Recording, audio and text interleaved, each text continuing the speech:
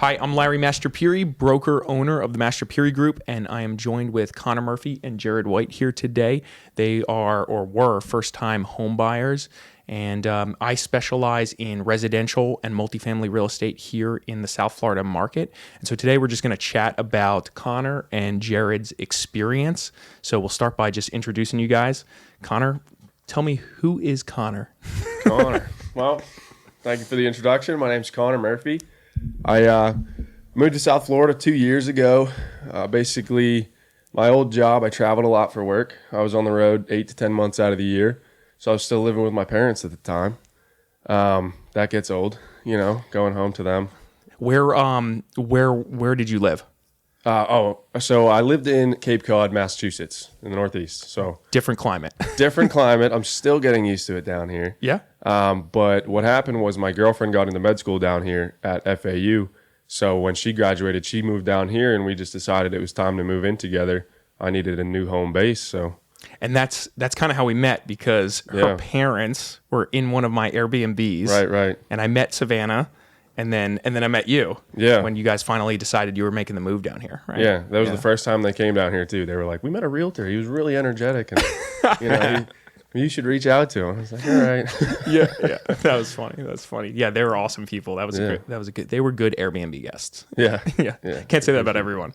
And so what do you do? What's your background? Where did you go to school? So I went to school up in the Northeast. I went to Massachusetts Maritime Academy. It's a little engineering school. And then I worked in the power industry for 3 years. And like I said, that got kind of old. So when I got down here, I started looking for new jobs. And now I work as a sales engineer with the Volvo Group in the marine industry. Very cool. And that's kind of how we bonded a little bit too, right? Because my background's in mechanical engineering. Right. I went to Florida Atlantic University here locally. I grew up in New Jersey and came down here as well. So I'm a transplant as well. And I was in sales engineering for a long time before I became a full-time real estate broker, right? So yeah, we had a bond there. So Jared, who is Jared? Yes. Getting with the deep questions early. Yeah. My name is Jared White. I was born and raised here in South Florida, actually. Grew up in Boca Raton, so went to all Boca schools, Boca High. Went to school in Tallahassee, Florida. Did my master's down here at FAU. And that's the short and sweet of it. Yeah, and how did we meet, Jared? I can't even actually remember the first time we met. I don't know the first time, but I know we met through our boy Devin Burke. Yeah. So shout outs to Devin Burke, Sleep Science Academy. There you go. Yeah. So Devin is a close friend of both of ours now. Yeah. And so we've known each other, I don't know, 10 years at least. Yeah, at least. Maybe more. Yeah, for sure. Yeah. Cool. And so let's get into this. Why were you guys interested in buying a house? What was the plan? What were you thinking about? Jared, you can go first. So the goal always was to get real estate to cash flow it, right? And it just so happens that like the market was just like ramping up, so it's like it expedited my process. It's like, okay, we need to get it now before it gets at like a little too overpriced, right? So we bought it primarily for the cash flow aspect, but at the time it was also to like get out of the rent situation so that I'm not paying for somebody else's asset. I'm actually paying for my own. Yeah, and you guys both bought in 2022. Early/mid 2022. So you were in the chaos of the frenzy of the real estate market, right? And Connor, why were you planning to do this? Pretty similar to that. I mean, at a young age, you kind of want to get your hands on something early and hold it for a long time. And I actually started listening to Bigger Pockets when I was during COVID, during quarantine. I just came across it. And I had just graduated, and the company that I ended up working for actually wouldn't hire me because of COVID. So I was graduated with an engineering degree, working at a golf course, mowing lawns, and I started listening to Bigger Pockets, and I was like, you know what? I need to protect myself a little bit from stuff like this. So kind of set my sights on house hacking, whether that meant getting a multifamily, which is a lot more common up north, multifamilies for decent prices. So that was kind of my goal. And then when we decided we were going to move down here, I started looking down here. Multifamilies, kind of few and far between at, decent price ranges.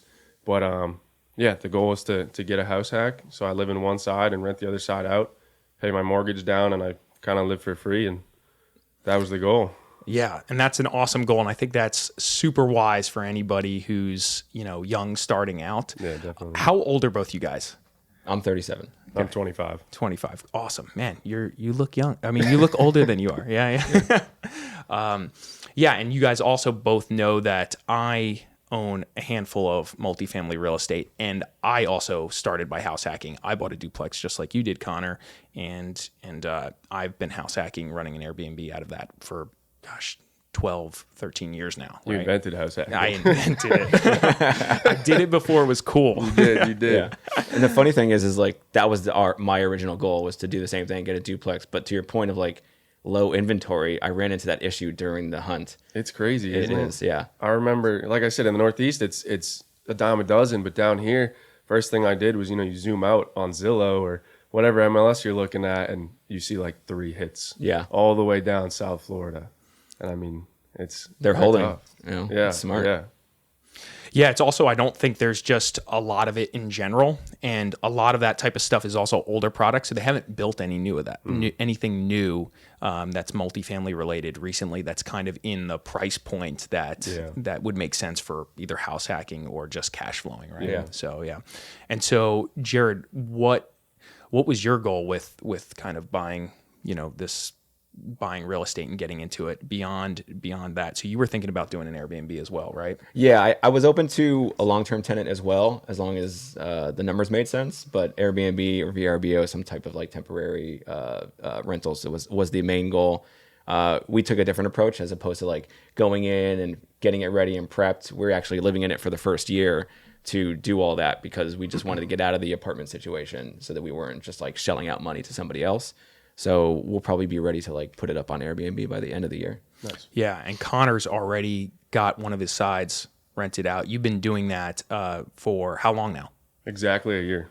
Wow, Probably this week, a year ago. Congrats. Yeah. That's awesome. That's a great data point. So we'll talk a little bit more about that later. I definitely want to get into that. You and I can talk about our experiences, and Jared, here you can ask all your questions about that before you get going. You guys actually bought property very close to each other, right? So you bought in Lighthouse Point, you bought in Pompano. You're down the street. Yeah. No kidding. Yeah, we were just at Lighthouse Point at Naughty Dog. Oh, I don't know if you've been there yet. we go there every week. Do you? Every All right, week. we'll have to go, Those man. They got wine some great pours, food. Yeah. Can't beat them. I don't know if you've been, but we'll all go. Naughty Dog's awesome. Yeah, it's a good spot. So let's talk about just like how, like where you guys were shopping and how maybe all that evolved over time. Because I know we were all looking in different locations at the start, and then we kind of narrowed our search as you guys got a little bit sharper with the market and understanding what was going on. So what was your experience? Where'd you start looking, Connor, and like how did that narrow things down? So we started looking pretty broadly in South Florida. Like I said, Savannah's in med school, so we wanted something that was a decent commute, not too crazy, maybe within 30 minutes in the morning. And so that was anywhere from Lake Worth all the way down to just about where we're at, Lighthouse Point. Fort Lauderdale's a little too far. And then that just got narrowed down by, where the multifamilies were. I know you had us looking in Lake Worth for a while in that one neighborhood that had a lot of lower priced homes and they were older. I had him doing the same. Yeah, and it's like I still tell people about that. Like when I go to a real estate meetup and they're up there and they're looking for properties, I'm like, look in this neighborhood. hidden niche, right? When I drove that neighborhood for the first time, I was like, oh my gosh, that's a good spot. But those were single family homes, and kind of like you were saying earlier, we were in a spot where I was kind of like, I'm just going to buy a house. Like I just have to buy one. I don't care if it's one of these single families and we live there, like we'll pay. That's fine. As long as we're not renting.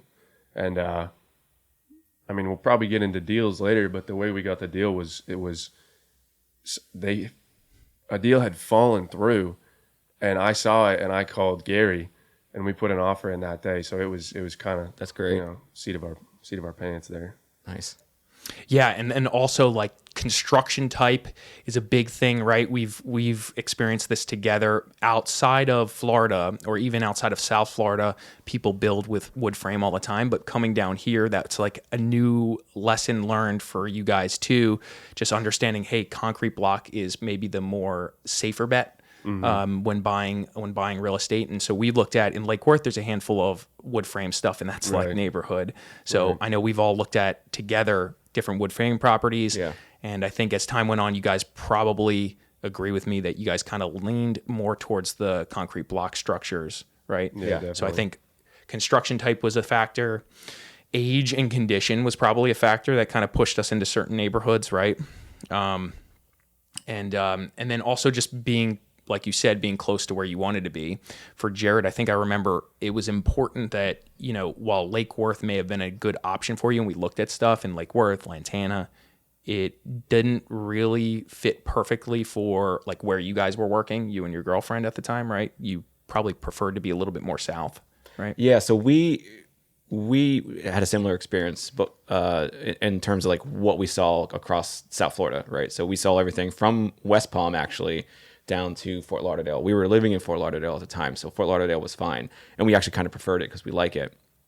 But had my sights set on two markets specifically, was Boynton and Pompano, just because I knew their economic development that they were going through and the potential for the increase in value over time. Thankfully, I was able to get something in Pompano, and that actually worked out. So, but to your point, concrete block, wood frame. We saw some wood frames. As soon as I saw the first wood frame, I was like, not for me, right? Like it just had an echo effect to it, right? At least the house that we saw did, because of wood floors, and then it was just like, it just wasn't what we wanted. Totally. There's different maintenance things to think about when it comes to buying wood frame. Also, insurance is a little different, right? So we had to think through all these things when we were looking at wood frame versus block construction, and that I think impacted your decision as well.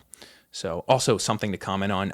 The reason why I think you gravitated to Pompano and that south area that we discussed is because you had experience with Delray Beach and the marketing and bringing Delray into what Delray is today, right? Yeah. So you kind of saw that, I think, a little bit in Pompano, right? Yeah, so there's a lot of remorse for not buying in Delray at the time when I was so close to the growth of it, right? That I saw the opportunity with Pompano. Knowing what they were doing, I kind of like saw what the CRA was doing, what the city and all the efforts they were doing to grow it and build and all that. And I was like, okay, though, this is the opportunity then. Like I can redeem myself a little bit. So I think that's an interesting just like lesson or comment for anyone who's thinking about buying.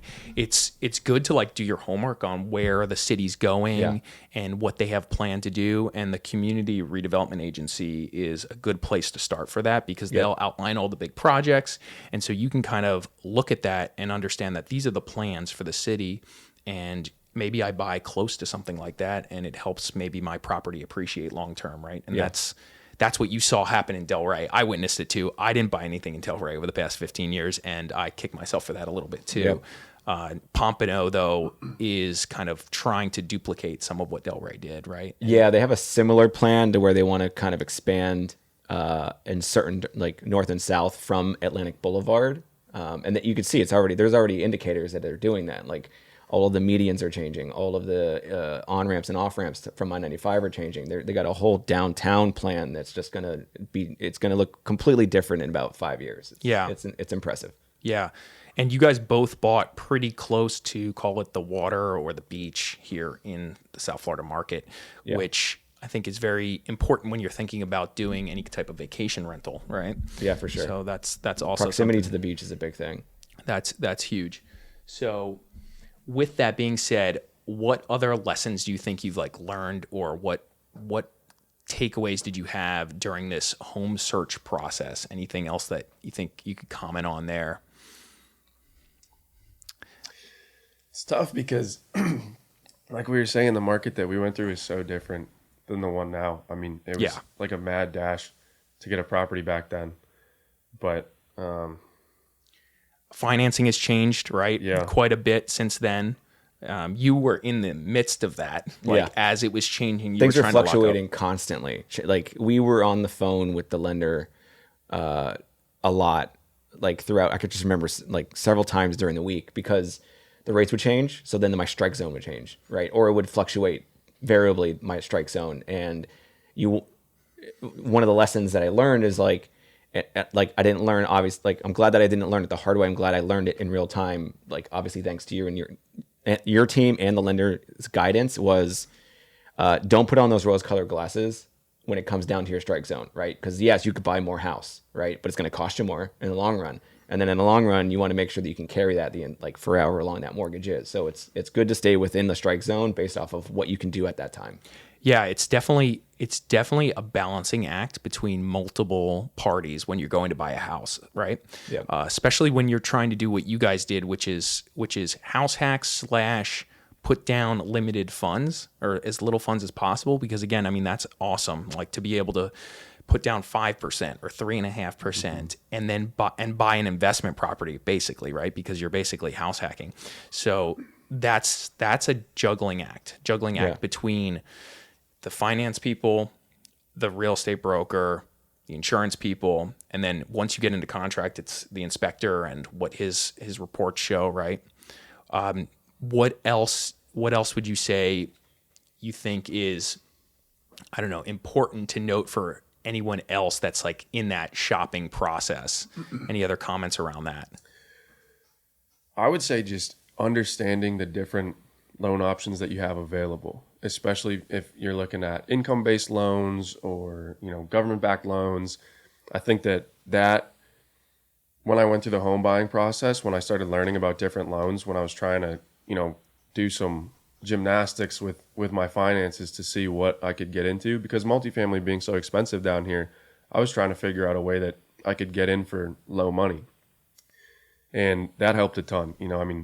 I think halfway through the process, I found out that I could get a 3 or 5% conventional loan as long as it was a single family home. And I didn't have to do an FHA. And then I could save the FHA for my next investment property, And so that changed my whole outlook on things, because we were so multifamily focused for so long. And then I was like, okay, well, I can actually get a single family home for low money down and save myself in the future. Remind me, did you end up doing a FHA deal? You did, right? Yeah, we did FHA. Yeah, so we went back and forth trying to understand how that works, right, for you specifically, because I think that's also important too. Me and you were both on a call with the lender, understanding exactly what your options were and how that fits in. So that way, one, I could guide you better when we're looking at houses and kind of put the right houses in front of you. And two, both you guys would understand what you can buy or what makes sense and fits that criteria. Because there are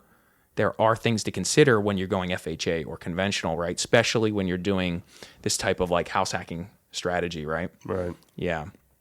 How would you say that experience was working with the lender, and how important do you think that is? For me, I found it to be very valuable. Our lender, thankfully, I felt that they had our best interest in mind. Like it kind of felt like a partnership, right? Like Merve, I think, right? Yep. Took our calls, answered all their questions, guided us on certain decisions, and said and even was transparent. Like this might not be the best thing for you. This is the best thing for you. Something like that. So it felt like you said, it felt very cohesive between the three of us. Because anytime I was on a call with her, you or Gary were with us, right? So it felt like a collaboration between the three of us.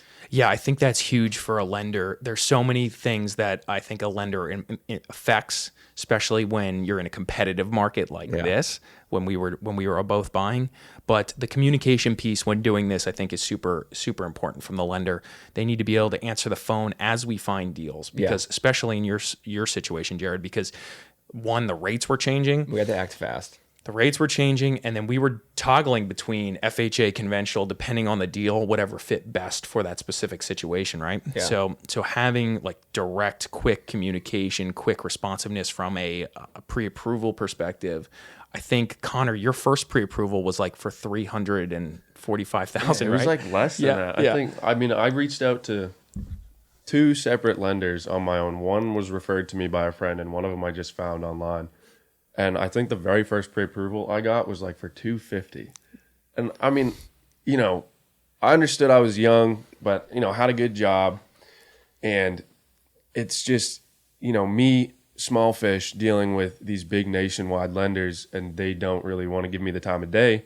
And then we used Merve as well through cross country, and they were super helpful. And I think that pre-existing relationship between your group and them was ultimately what got me the lending, I think also what was helpful is these aren't the only house hack deals I've helped people with, right? Or call it these structured, like buying a multifamily to be a primary residence. So they and I had a rhythm already with doing this. We've closed a ton of these. For example, like during that year, 2022, I think we closed over 125 transactions, and I'd say maybe we did 10 to 12 multifamily deals that were kind of like this, smaller multi deals. So we had this rhythm of like, okay, what do we need to do to get this done? Right. So I think that's hugely helpful. And yes, having like a local lender that understands the market and answers the phone very efficiently and understands the little nuance of what we were trying to do, I think is hugely helpful for this type of situation. And also the fact that we had a rapport, all of us, right? So I think that's important. Yeah. So your first loan approval was like in the 2s, 3s, right? It basically crushed the dreams of owning a home. I was like, well, I can't buy something in Florida what can you get now. with that, right? Yeah. Yeah, you can buy like a 1-bedroom condo, right? Right, yeah. Yeah, out west. Yeah. So as we progressed here and we optimized your situation with the new lender, you ended up buying a home for almost $600,000, right? A duplex, 1 bedroom, 1 bath on one side, 1 bedroom, 1 bath on the other side, right? Yeah. Nice. And then Jared, you were like, we were just moving around so much with the rates. We were changing pre-approvals like every week at that moment in time, right? Yeah, we did several of those. Yeah. And so you ended up closing somewhere in the 4s, almost 500 somewhere. Yeah. Yeah. Yeah. And you bought a single family home, 3-bed, 2-bath. Yeah. Yeah. Yeah. So I think that's a huge lesson for anyone who's trying to buy something and is a first-time home buyer, and especially doing the house hack thing. Get with the right group, get your team right when you're going to do this. Yeah. Yeah, that's important. And so what else about the house hunting process? We all had our trials and tribulations during that time trying to get you both locked up. Connor, you were under contract once before, right? Yeah. And that was brief. That was briefly lived though, right? We Very didn't brief. we didn't actually do an inspection, I think, on that house, right? No. Yeah. So we just kind of backed out immediately. What was if you remember, I know you were like working as an engineer, you were like working night shifts in some cases, and you were out of town a handful of times, but you and I were in that house together. And so that first house that you went under contract on, what was your thoughts around that? Why'd you back out? Was it the right decision? How'd that play out? Yeah, it was definitely the right decision to back out. Thankfully I was home at the time. Yeah. When we were going through it.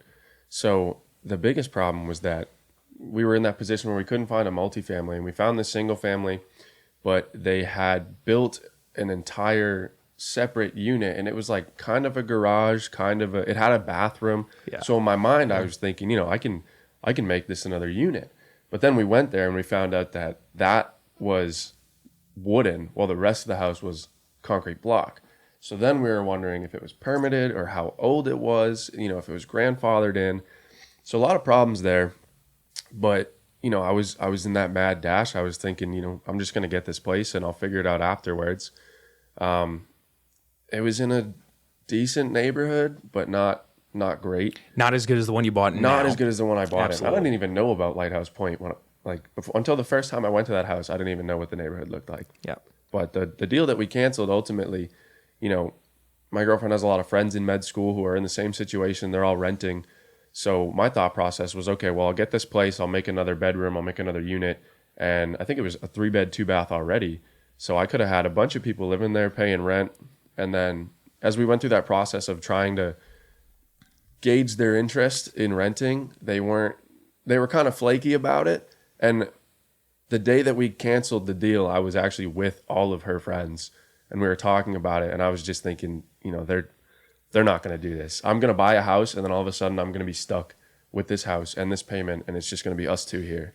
It was a stretch, right? Because you were talking with your friends, I think, and you were just like, we can make this work. But they were probably like, it's a little not what we're looking for, Yeah, right? exactly. As a rental. So there's so much to unpack in that. So I remember all of that. I also remember the functionally obsolete kind of layout of the property, right? Yeah. Of the unit of the house. And so there were like some weird, the layout wasn't great, right? To your point, some wood frame on one side, concrete block on the other, where in like other parts of the country that might not be something that people worry too much about. Here, it's like a thing, right? And then also turning a, call it, single family residence into like a multi-family type property is not really probably the best move if you can avoid it, right? Like it's good to like house hack temporarily, but you can't really, you could resell it like that, but it's not going to be a real multifamily, which is going to basically mean that you don't have the same value after you've done all this work to change it into, call it illegal multifamily, right? So you can't really resell as probably high as you might want, or resale as a multifamily. So those were all like the things we were like running through. And because inventory was so low and because everything was so competitive, you were kind of feeling like you had to execute. And fortunately, I think you followed your gut. I think after talking it through quite a bit, we realized that it didn't make sense. And that's like the process, I think, of learning, right? Yeah. For how to buy stuff down here. You're going to go through that experience. You're going to walk a bunch of houses. You're kind of going to get your baseline and understand what is the right thing to buy when you're in this like shopping mode. And then I think holding out and just being persistent got both you guys a good house, right? After a ton of like just effort searching and hunting and you had a lease that was ending as well, right? Yeah. So you even felt like you were on another like time crunch just because of the lease situation. And if you renewed, you would have had to renew for like a year or something, or months or 6 months. If we went month to month, it was like double what we would have been paying a mortgage payment just to live in a 600 square foot That's apartment. right. That's brutal. Rents were going to the moon at that moment, right? So they were going to renew you at like a high number. And so you wanted to get out of there fast too. So yeah. And then Jared, Connor had it a little easier than you from the shopping perspective, I think. Surprising. Yeah. But so you made, I was looking at it last night, you made 10 plus offers, at least. Wow. The ones that I have in my file, right? Yeah. I'm sure there's some that we made offers on and like didn't even save them in the I file. don't even remember like half of them. Yeah. We made a ton of offers together. So, I mean, if you made 10 offers, you probably looked at 20, 30 homes, right? Something. Easily. I feel like that's even a short number. I think our whole entire process from when we first started looking at the first house was a year and a half. I think we spent that much time doing it. Yeah, that was a process. Yeah. And then you were under contract, like actually under contract, I think twice. And we canceled, well, you were under contract 3 times. We closed on one. And then you were under contract 2 times that we canceled on. And then even before that, I had an off-market deal that I brought to you that we thought was like in the bag. And right? it was early on in the process. It would have been so easy and just smooth from there. Yeah. Yeah. That didn't work out though. So I had a guy that kind of cold calls neighborhoods, helps out some of our clients, try to find something if the inventory is light or if they're looking for something specific. So he did that. And I went and met a guy, and the guy was ready to sell. And then you and I prepared a contract for him. And then he just changed his mind. And was right in that Boynton neighborhood that I was like hopeful for. That one market, right? So, No kidding. Or one of the 2 markets, but Yeah, I didn't have any problems like that. And so Yeah. I definitely. Yeah. And in fact, I think that guy's going to list his property for like $150,000 more than the offer that you made on it 2 years ago. So the market has changed. Like the prices have gone up quite a I feel bit. like it's too late now, but hopefully he sells it. Yeah, good. We'll get it done for him one way or another. So that one was the first one you checked out, and you were feeling optimistic, and that kind of like deflated you a little bit right after we lost that. But you were new in the process, so it was like okay. And then you saw probably another 20 homes, and then we made another offer. Yeah. There was one I remember specifically. We walked away from. There was it was on Atlantic Boulevard. So again, the prime market that I was looking for, and the house was fine. In hindsight, it's like I feel like I was like justifying to buy it, right? There's some things that I didn't like entirely, but I was like, okay, I can do this, I can do that. But then when I found that there was foundational issues and like serious ones, like I'm talking like cracks, like you could fit like 2-3/4 in, it was just like, okay, like you guys need to fix this or we're going to walk away. And they're like, okay, the owner will go and fix it. And like, whoa, wait, this guy's not going to go and just throw some stucco on it. Like, let me send a guy out there. Let me send a third party out there. And they're like, and you guys have to cover that. And they're like, no, they refused to do it. So I just walked away. Come to find out, I think they struggled to sell it after that, and they actually had to reduce the price. So I feel like it was like knowing what I had to do for my house currently now, which was in my opinion minor, like repairs. It was worth walking away from a foundational issue for sure. I agree, especially for like a first time purchase and not having that experience. And then, so when we identified, so we went under contract on that deal. Yeah. And then we had an inspection. We did a handful of different inspections, right? And then the general inspector identified foundational issues. I think there was some other stuff going on too. I think the foundation was just the big one. Yeah. That's what you remember mostly, because that was the big thing we were negotiating. And I think the fact that, like, for example, I've bought houses and properties with foundational issues. So, and I've seen that play out many different ways after buying and owning them. So fortunately, I was able to kind of give you that guidance, right? Yeah. So we talked about, we're like, okay, there's these foundational issues. What way are the cracks on the concrete block? Are they horizontal? Are they vertical? Are they step cracks? What's going on here? How big are the cracks? How wide are they, right? Yeah. And the trick, at least what I've been coached over the years by professionals in this field, is if you can fit, 2-3/4 in the crack and it's a step crack, right? You're probably, or just a horizontal crack, you're probably in a little bit of trouble and you need to solve that. You can't just caulk it and move on. Yeah. So the seller, who was supposedly a general contractor, right? Yeah. I think if I remember correctly, and everybody claims they're a contractor here in South Florida. So the seller wanted to fix it himself instead of pay the credit, because what I've experienced in the past is you have to put piers in to lift it up possibly, and then you fix the cracks to stop the settling of the property, right? Or you do an analysis and figure out if it's really settling and what the root cause is, right? Mm-hmm. I've had properties that the root cause was just the gutters aren't right and they were just funneling water right down into that corner of the property. And we've had others where we actually have to put helical piers in the ground to kind of support that so it doesn't fall, right? So you and I went through this whole exercise. Yep. I even had the numbers from another deal that I was doing, and we said, okay, well, this is the number we want you guys to credit us, right? Mm-hmm. And he was like, no, I'll fix it myself. And we're like, okay, we know what fixing it yourself is going to look like. It's going to look like caulking and painting and making it look like it was never there, right? So we, because he wouldn't help us, we backed out, right? And so I'd say that's like an important factor to consider when buying a house here, making sure you have somebody that really understands like these types of issues, right? Yeah.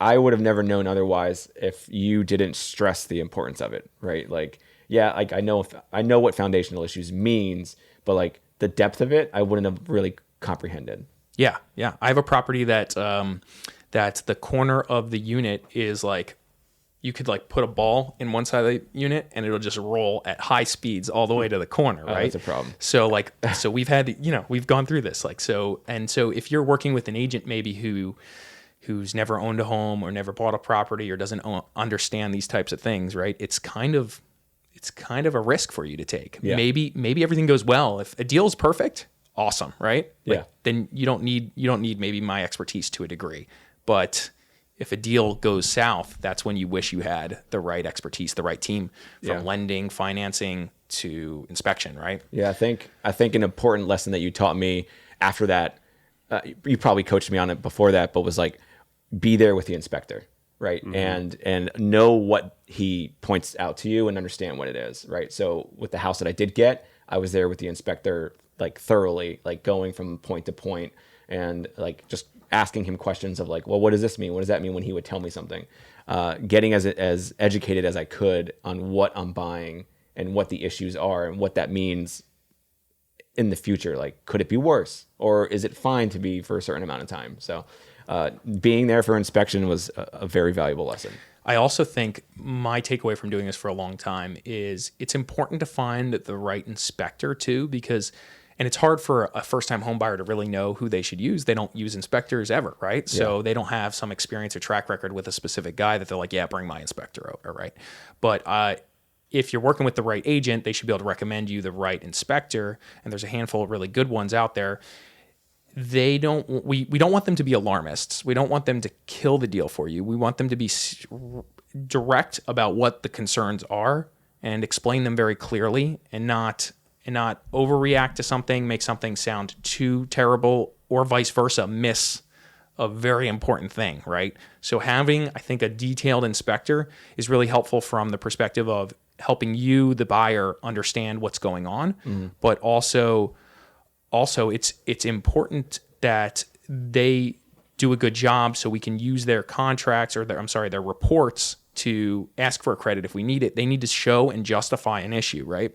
If they like gloss over it or don't send a picture or don't take a video or whatever it is of a specific issue, sometimes the seller doesn't even know they have an issue. And if we can't prove it, like, they're less likely to help us solve the problem, whether it be via credit or fixing it themselves, right? We ran into that a lot, actually, just because of how in demand the market was, right? There was a lot of people that were just like the foundation guy, for example, like he refused to really help out. And we've had other instances like that where people like refused to give credits or refused to come down on the appraisal price if it didn't match the selling price, right? Or the loan price, right? So it's like, I feel like the market wasn't in our favor just because of how in demand South Florida was at the time. Sellers could say no easily. Easily. And to both your points about being there with the inspector and having a good inspector and having a good report from them, the prices that they put on repairs on that report, especially in the market that we went through, were make or break. You had to look at all the repairs they recommended,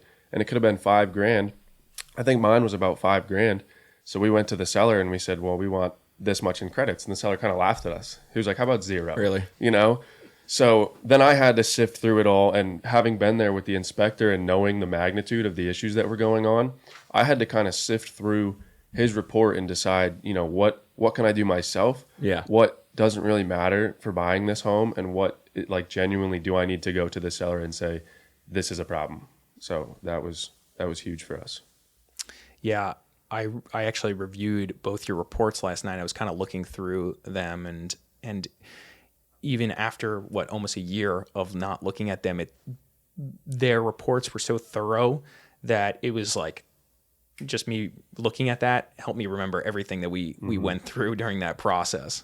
Yeah, and you both were in such a competitive market that even though we had a great report and some great feedback from the inspector, and we knew what the issues were, the sellers were very unlikely to work with us on that. So you guys just got it done. You just went for it, right? Which is something to be said for that. Yeah, I feel like I lucked out with this buyer because all my experience, or this seller, sorry, all my experiences before him, it was like no one was willing to work with us. The guy I bought from gave us a seller credit. And then he also came down on the appraisal price, right? Which was like, we never expected that, right? We asked for it. We were like, that's it. We got to go start all over again. But he gave it to us, which was like, this is great.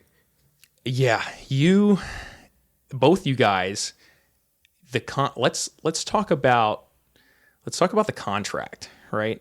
And submitting contracts in that market. I mean, you guys were making super aggressive offers from a price perspective, from a terms perspective. I mean, you guys were really throwing it all on the line. It was nuts.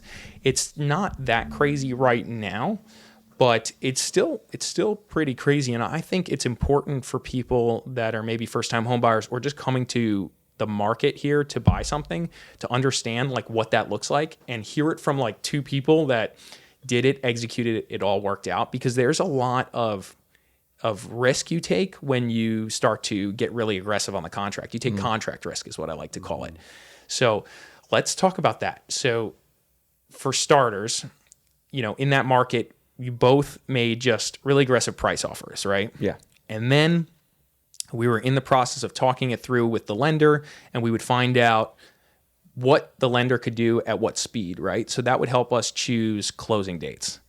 I can't can't remember, but Jared, I think you closed in like 3 weeks or something. 26 or 8 days, something around there. Yeah. Yeah. So 3 weeks sounds right. And we had to do everything within a 7-day window, I think, right? Yeah. So let's talk about that. And this is where like it's really important that you have everybody firing on all cylinders from the buyer to the lender to the inspector to the appraiser to the agent and making sure this is all coordinated. Yeah. Exactly. No, the buyer needs to be on it. They need to be ready, locked in, and want to do this because this isn't like I'm buying and everything's going to fit on my timeline. Like, oh, I can't meet the inspector that day, or I don't want to do this or that. No, you when in your situations, when you guys went under contract, you guys both had to just like giddy up, right? Yeah. And all of us did. So, for example, for Jared, you went under contract. You put a pretty big number. I think you put like 35,000 in escrow, if I remember correctly, something like that. And you had like a 3.5 week closing timeline. You had a 7-day inspection period, and we did that. You could have gone more aggressive, but there's reasons why we didn't go more aggressive. You checked the non-finance contingent box, and you were not a non-financed buyer, right? So you were getting financing, but you checked the what we call cash box here, and you did a 7-day inspection period. You did a 7-day loan commitment, which means that you got your inspectors in less than 7 days. So more like 4 days. You had the inspector in 3 days, whatever it was. So that was really important at the time. Not everybody could get an inspector that fast, right? But because of our relationships and they understood the dynamic of what we were doing, the inspectors moved things around and got in to meet you and you, Connor, at a fast rate because most inspectors were 7, 8, 10 days out. I've heard that from so many buyers agents on the listing side. Oh, I can't get an inspector in that fast, so I can't do this. We knocked that out. So we got the inspector in, we reviewed the reports, we made our decisions based on inspection as we were just talking about. But also at the same time, we got the appraiser in, got the appraisal back before the 7-day period.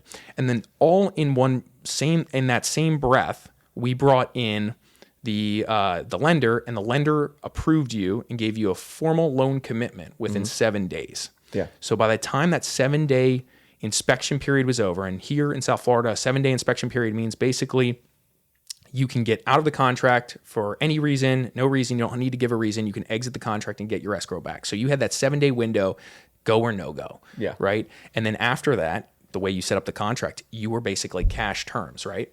So you basically said, I'm buying this or I'm losing my deposit. So the lender's either going to show up with the money and I'm going to close, or I'm going to lose my deposit. Yeah.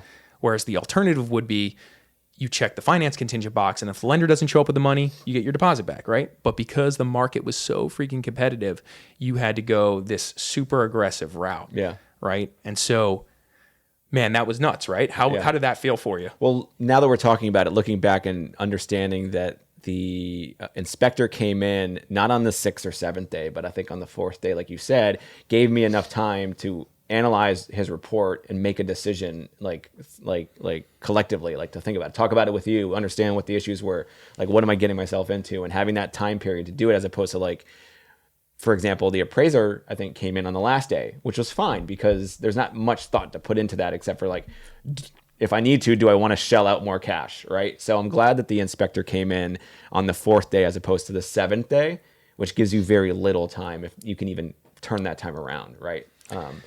So that was like the biggest lesson.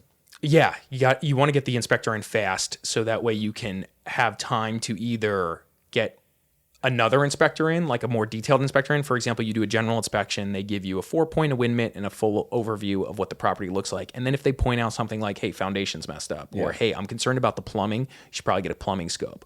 Or this roof, you really should bring out a roofing contractor to get a quote to make sure what I found is exactly what's right, and get a real cost, right? Or an AC guy, or whatever you want, right?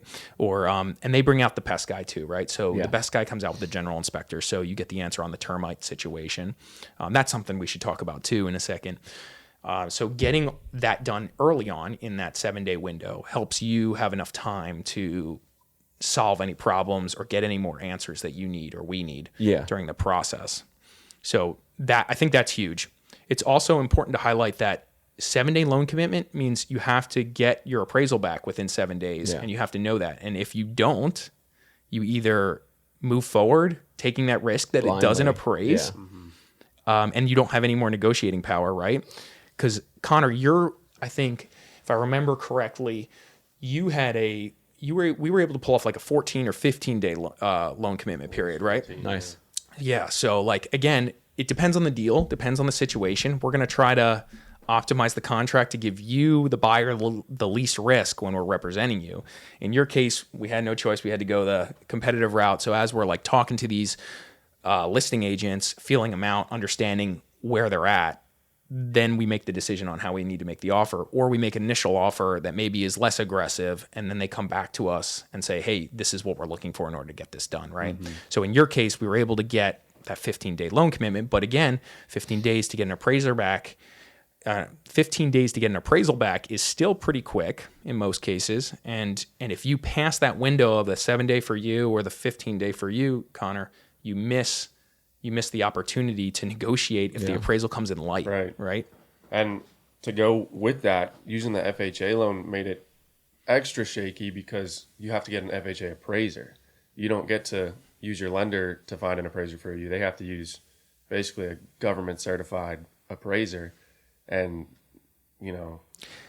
to follow up to that. So it's harder to get an FHA appraiser in typically as fast as you would get, say, a conventional appraiser in, right? So that's one. The other comment around that is an FHA appraisal usually sticks with the property.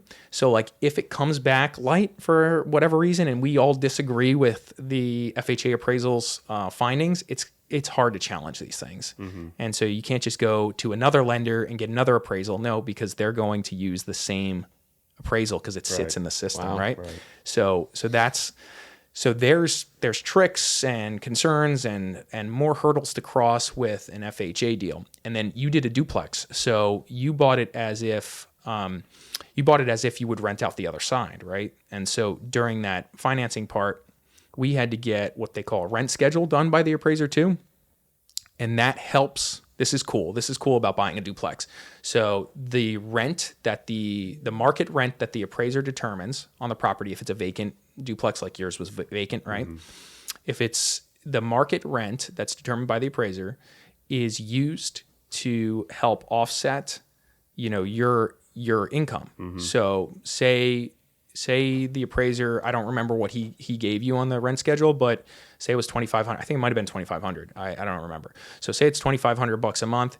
The lender can use 75% of that and add that basically to your income to help your buying power. And I think that's part of how we got yours done at that price, right? We had exact numbers that rent schedule had to come in at, and that's what it came in at. So let's talk about that. So as we were putting this thing under contract, we were all having a discussion with the lender, you, me, talking about what is the market rent on this thing, right? Because we needed to make sure you qualified before we made that offer as we were making that offer, right? Because your income alone didn't qualify for it entirely. So we had to have this, again, team effort. I'm on there looking up, what we think the rents are, and we're telling the lender, and the lender's using that number temporarily until we get the rent schedule back from the appraiser. He's using that number to see if you qualify. So we don't end up in a jam, 7 days, 15 days later after you've spent effort, time, and money. You're paying for the inspection, $1,000, maybe more, depending on what you're doing, right? You're paying for the appraiser. That was like $750 for that type of appraisal. So you're spending money. And so we want to make sure we got all our bases covered before we, just go ahead and just let you loose. So somebody who's less skilled or doesn't have the right lender is going to have a risk of, messing this up. Right. So we don't want to mess that up. So it's very important. I think this is a lesson I think that I take away from how many times I've done this is making sure you guys have all the answers as soon as you can get them. Right. Yeah. So I think that's huge. So let's see what else is worth kind of touching on here. We've been bouncing around a lot. Right. So the financing piece, you closed in February, Connor-ish, right? And so you were right before the rates started moving. So you've hit the sweet spot, baby. So I can't complain compared to what happened after I bought the place. But at the time I was complaining because I remember I ran all my numbers conservatively, and I was using like 3.5 for an interest rate, being conservative, thinking I was going to get like a 3.2.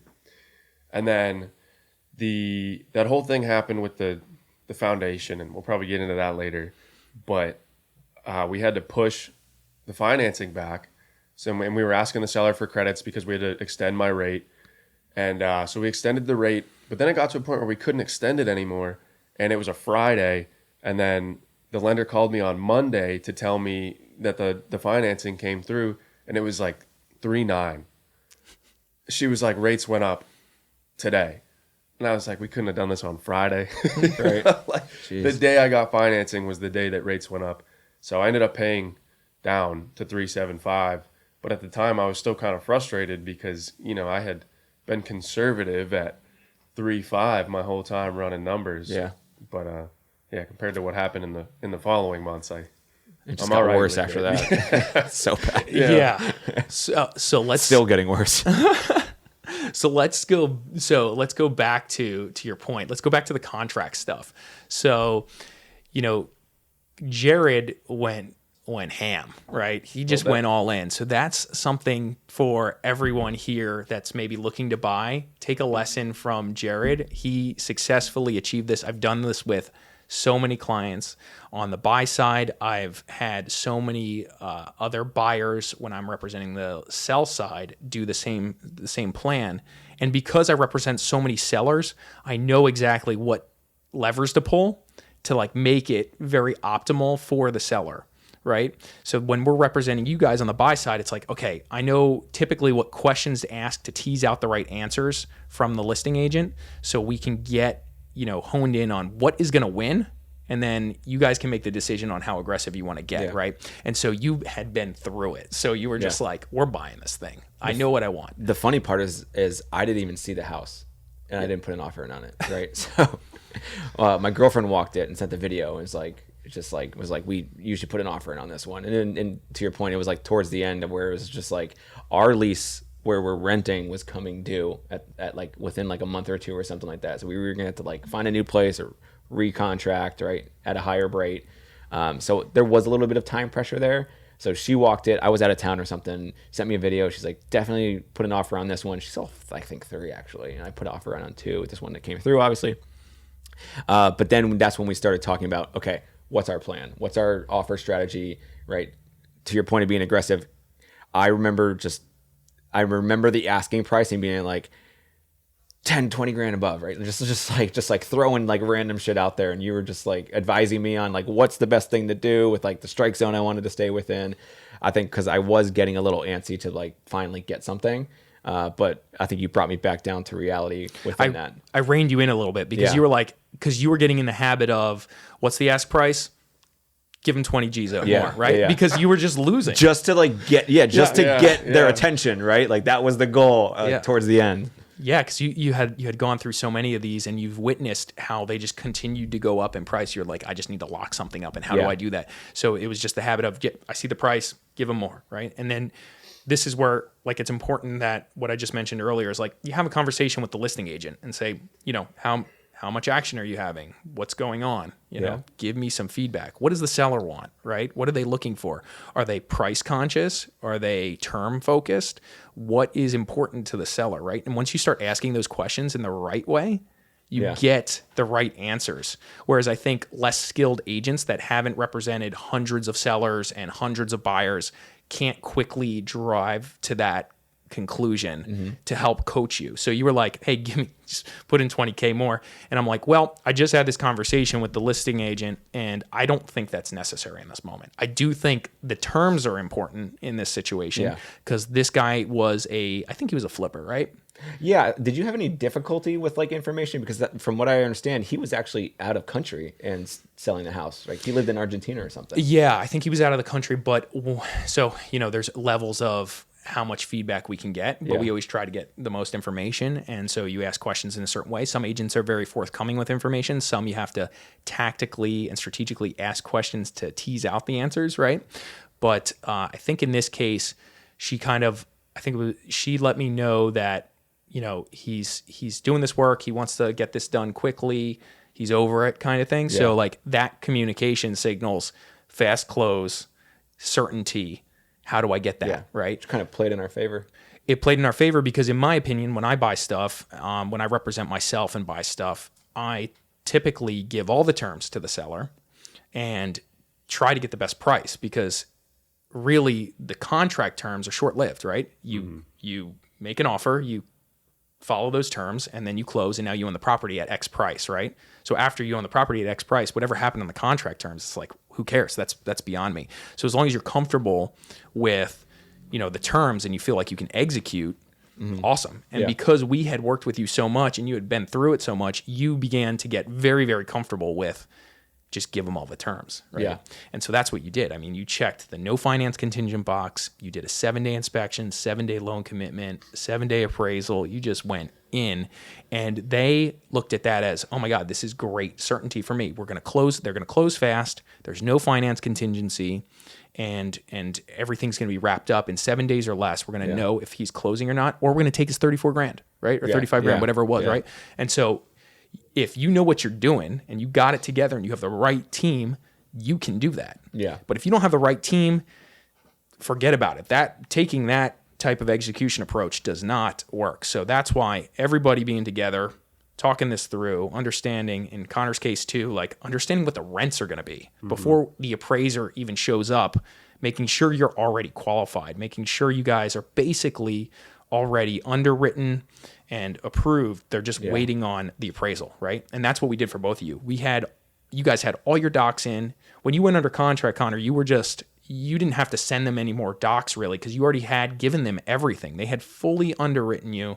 All they were really waiting on is appraisal and the contract, and that's it, right? So they were just locked in and ready to go. So that's why they can do that so fast in some cases. When you have a really good buyer who's prepared, organized, and ready to do this, that works out.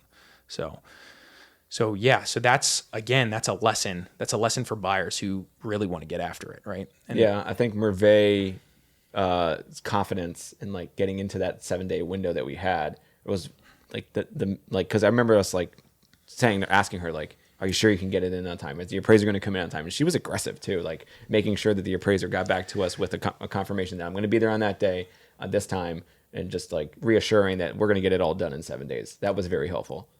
There's many reasons for that. We talked about kind of just having reps in, like her and I have done so much together, or Cross Country and I have done so much together locally, and they're local. They also in-house a lot of stuff. So they have a lot of influence over the process around underwriting and things like that, because it's all in-house, and they have a lot of influence over the speed at which an appraisal comes back because of how much volume they do, right?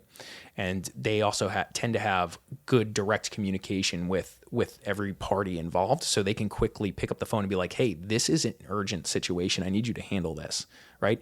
And we make sure with her every time, or Cross Country with every time we do it, we make sure that they give us the green light, right? Yeah. Because we got on the phone and said, hey, we're going to do this. Even though we had done it so many times before, it's like, let's make a phone call real quick as I'm writing this contract together. Yeah.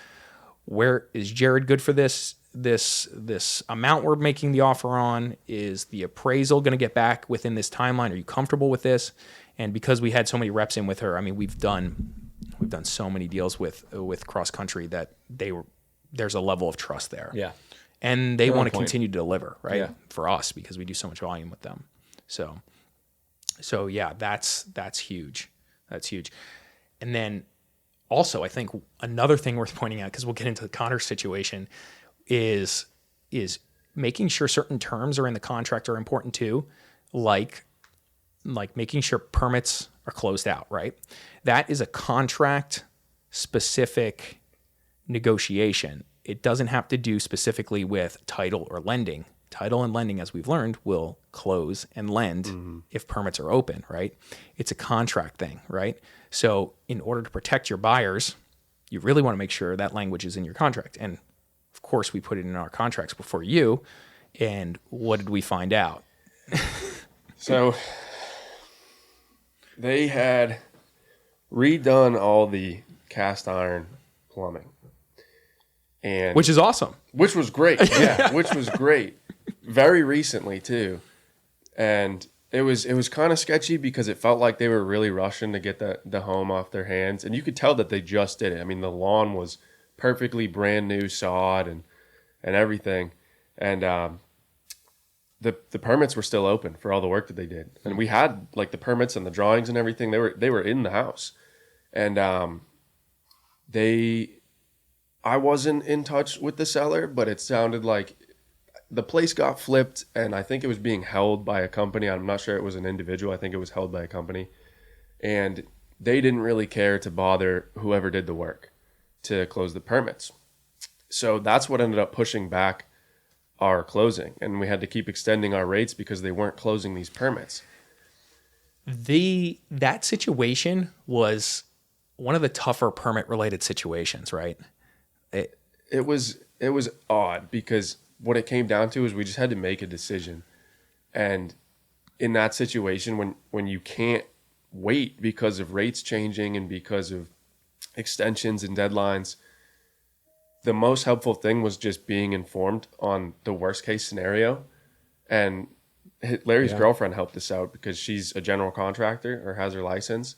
And she kind of walked us through the problems that could arise from that permit being open. And essentially the problem was I owned it once I bought it. I owned that open permit, and I'm going to get fined by the city until I closed it. Oh, wow. So like Larry was saying, what we had to do was put in the verbiage of the contract that the seller is required to close this permit, not in any time frame, but they had to close the permit. And that protected me.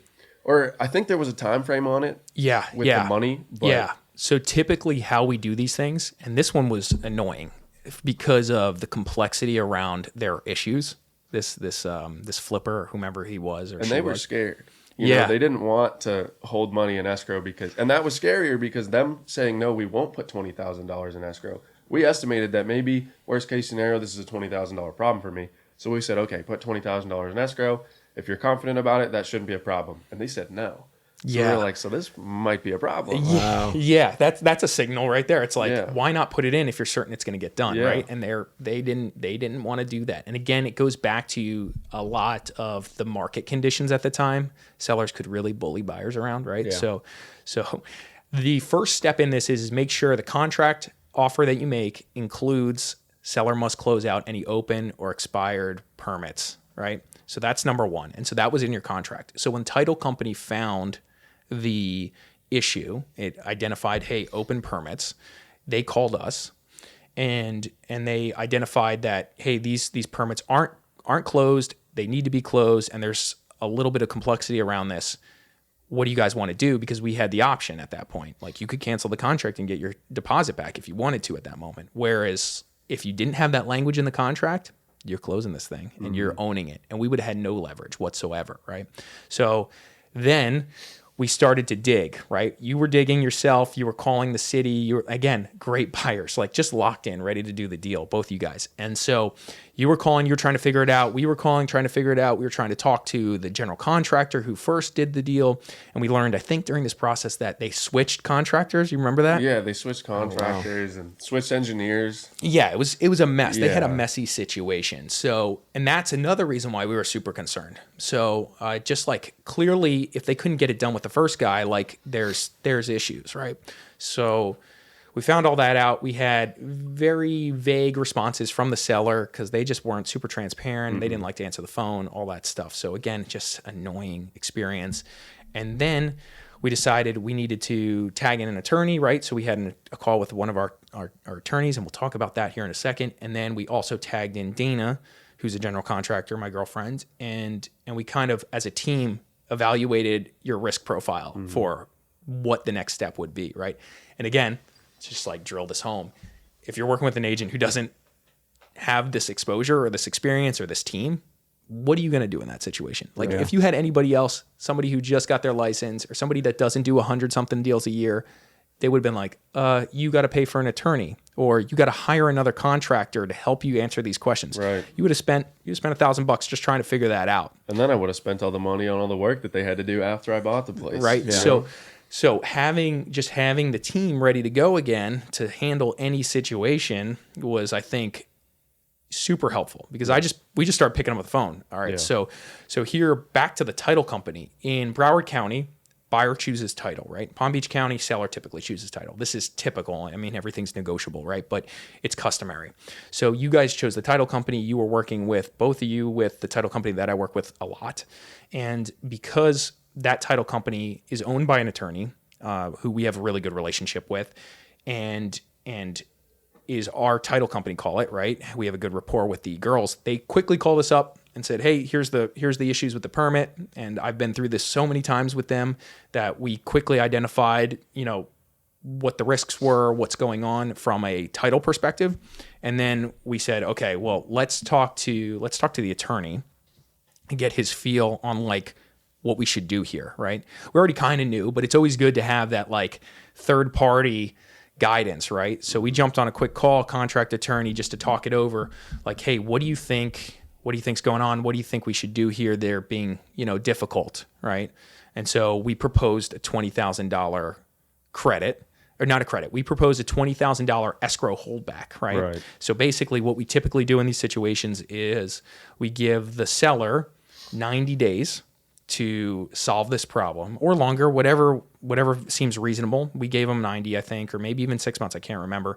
And we proposed $20,000 in escrow. He solves the problem after we close, and he gets his $20K from the title company. The title company holds that money in escrow. If they don't achieve that goal, then we get the $20K. You, the buyer, gets the $20K. And so that is a good structure if you want to close. And you wanted to close because, one, you had your rent was expiring, right, on the current place you were living, and you wanted to lock in the rate, because we were at a situation where we found out, we identified the permit issue, we gave them 2 weeks, we extended 2 weeks, I think, or something like that, and they were willing, we got them, this was hard, they were willing to give us, I don't know, $1,900 or something to basically extend your rate lock. Right? Because we needed to extend the rate lock because the rates were moving at that moment. Great. And so we knocked that out. So they gave us a $1,900 credit. You paid for her rate lock extension for $1,900.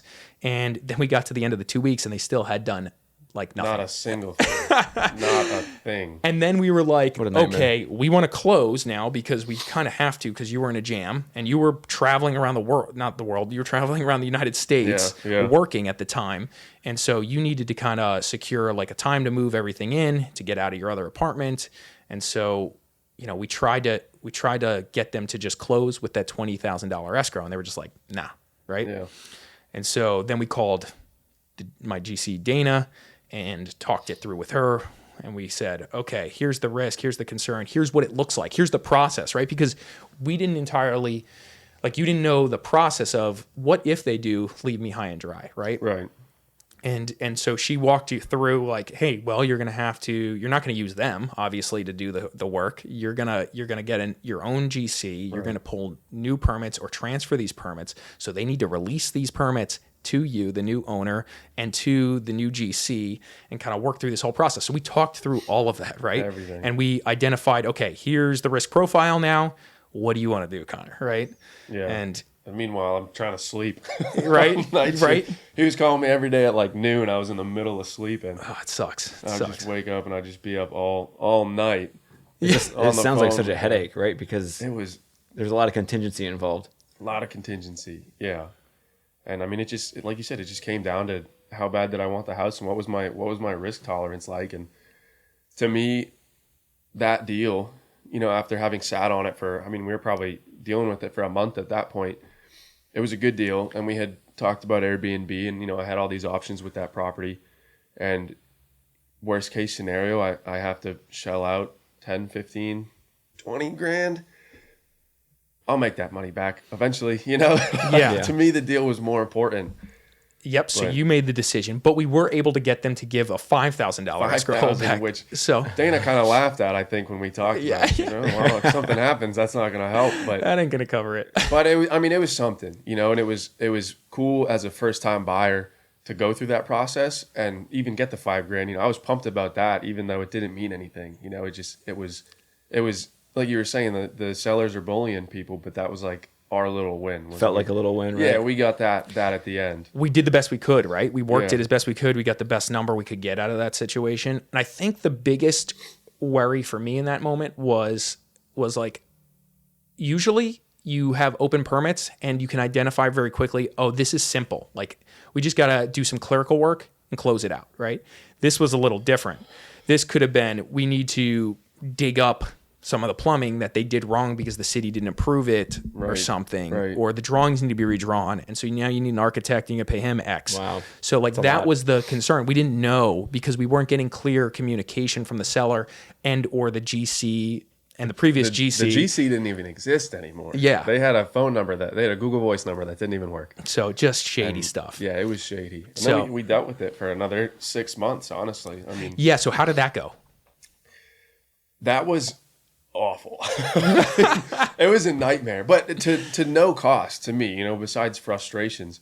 And I was on the road a lot, and I had an Airbnb running, and now I've got the seller is contractually obligated to deal with this, so they're scheduling appointments at my home that I own and not telling me. So I've got contractors and inspectors and engineers showing up at my house, digging up my backyard when I have guests in my Airbnb. So, I mean, that was the biggest headache of it, just not being able to be in contact with anybody. I think I had to get Gary to reach out to them. I didn't send Gary a mean text, but I sent a mean text that I was like, I need you to tell the seller this. They can't have people showing up at my house anymore. I remember. Yeah. And the whole situation was just shady, and the contractors that were showing up every day were still shady. And that's not safe for anybody. That's not safe for them, or me or my guests. But ultimately, the city was my best friend in that situation. What really helped me was reaching out to the structural department at the city and getting their, not just what was going on in the moment, but what they had dealt with for the past 2 years with these contractors. They basically told me that these contractors were flaky, and they weren't doing everything up to code. They weren't doing what the city was asking, and then they would just blow the city off. So then I realized that the city's not failing to uphold their end of this deal. They're just dealing with a bad contractor. And then I had holes in the side of my house. You could see 10 feet under my house in the backyard. Wow. Yeah, and the city inspector would keep coming out, and he would get all upset, and he'd be like, this is the third time I've been out here in a month, and what I'm asking them to do is not done. And I mean, it just came down to getting very specific instructions from the city on what they needed, and then I had to go to the seller, who then had to go to the contractors that were showing up and really make them get this job done. And the problem there was that me not paying for it, they're using the cheapest labor possible. Yeah. So it got done cheap, but ultimately it got done. So Such a headache. that was a tough deal, but This is all like a great story so people can really understand the consequences / the risks involved. And I'd say that worked out probably the best. I don't want to say the best it could have, but like pretty well. for me, yeah. Yeah. Besides the headache of people management, I mean, it worked out better than we had imagined when I was talking on the phone in the middle of the night with you guys, trying to figure out if I wanted to buy the house or not. Yeah, exactly. And we could have easily kind of been like, hey, it's 5K, 5K escrow, you'll be fine, right? But that's not the communication we gave you. We're like, hey man, like this Worst could be case 20K. scenario, yeah, I don't know. You might be in the hole. Yeah. Yep. And then the attorney was, I think, pretty real with you too, just like giving clear communication on, this is where this could go from this perspective, right? Yeah. And then also just understanding how to draw up an escrow holdback agreement. And because the title company does it so often, and I've actually done it so much with them on some of my personal deals, that like you got to make sure that's all tight too. So that was in the background that you didn't even probably get exposure to, but we had a full escrow agreement drawn up by the title company in order to hold that 5K back. Mm-hmm. So it was airtight, right? So yeah. So Jared, how was, your inspection experience on the house you bought, and what was your experience afterwards? Well, our guy was very thorough. I appreciated that about him, and very insightful too. Like I said, I walked with him on every point, and he explained everything to me very thoroughly. A couple things, like minor things, in retrospect to like other places that we had inspections with, like everything felt minor at this place. So I went in knowing what I needed to fix and or wanted to fix myself. So that the inspection process was great. I liked that guy. I wish I remembered his name in the company. I could just pull it up, but they did fantastic. After the fact, though, there was like one thing that happened that he obviously couldn't spot, right? That he would never have found, that I had to find out the hard way. And that was we have a chimney, and there was a leak at the bottom of it, so it was coming into the house a little bit. Thankfully, it didn't come into like above the tile. There was some like man-made canal between the chimney and I guess the I don't know what you call it. Dana would answer this for me, but between like where the tile ended, right, or started, right, and the water was just going into that. So thankfully, it didn't come into the house. But my drywall started to crack, so we opened up the drywall and just repaired it and fixed it. And then I went above and beyond and like even stuccoed the entire chimney, just closed it up, just said I don't even want this. Like, there's no point. It's South Florida, right? Like, I don't need a chimney. This is what I get for having a chimney. So took care of that. It wasn't as bad as I expected, thankfully, and haven't had an issue since. And then there was a couple other things that like I just did on my own that I wanted to do. Like I wanted to enhance the AC, so I just like took out all of the guts in the attic and just replaced them. My unit is perfectly fine, but it did have a condensation pump, which was new to me. I've never seen one of those. I never lived with one of those, but it takes care of the condensation coming from it, and it's inside your house, but it's also noisy too, right? So you'll hear it pumping every so often, so that it like can dispense all the water essentially, right? So I got rid of that. I was like, I don't need that. I don't want that. You didn't like the noise? I don't need that. No, I don't need that. Yeah, like the noise is therapeutic. We like it. it's soothing. So nope, not for me. Had to get rid of that. And I redid all the windows. So I got rid of all the windows. I replaced them. And I actually, the one thing that I had to do after inspection for insurance to be approved was I had to replace the flat roof. So I have a small section of flat roof that I had to replace. Excuse me. So I replaced that. Actually, it wasn't as bad as I thought it was. It was actually right next to the chimney, of course.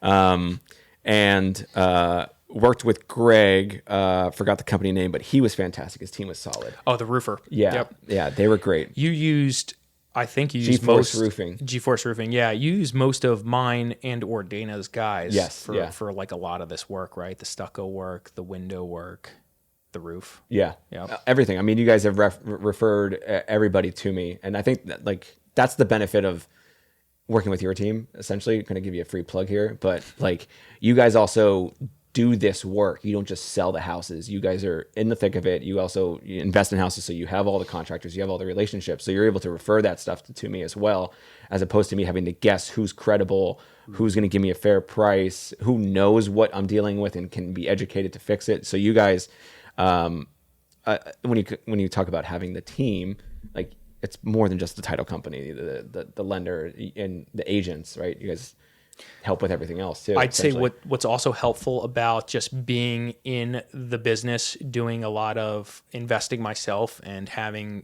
people constantly working for us on roofs and et cetera, is because we do so much work with them. Dana, obviously being a full-time general contractor that does ground up construction and other stuff like that, we have those guys that are easily accessible to us. Yeah.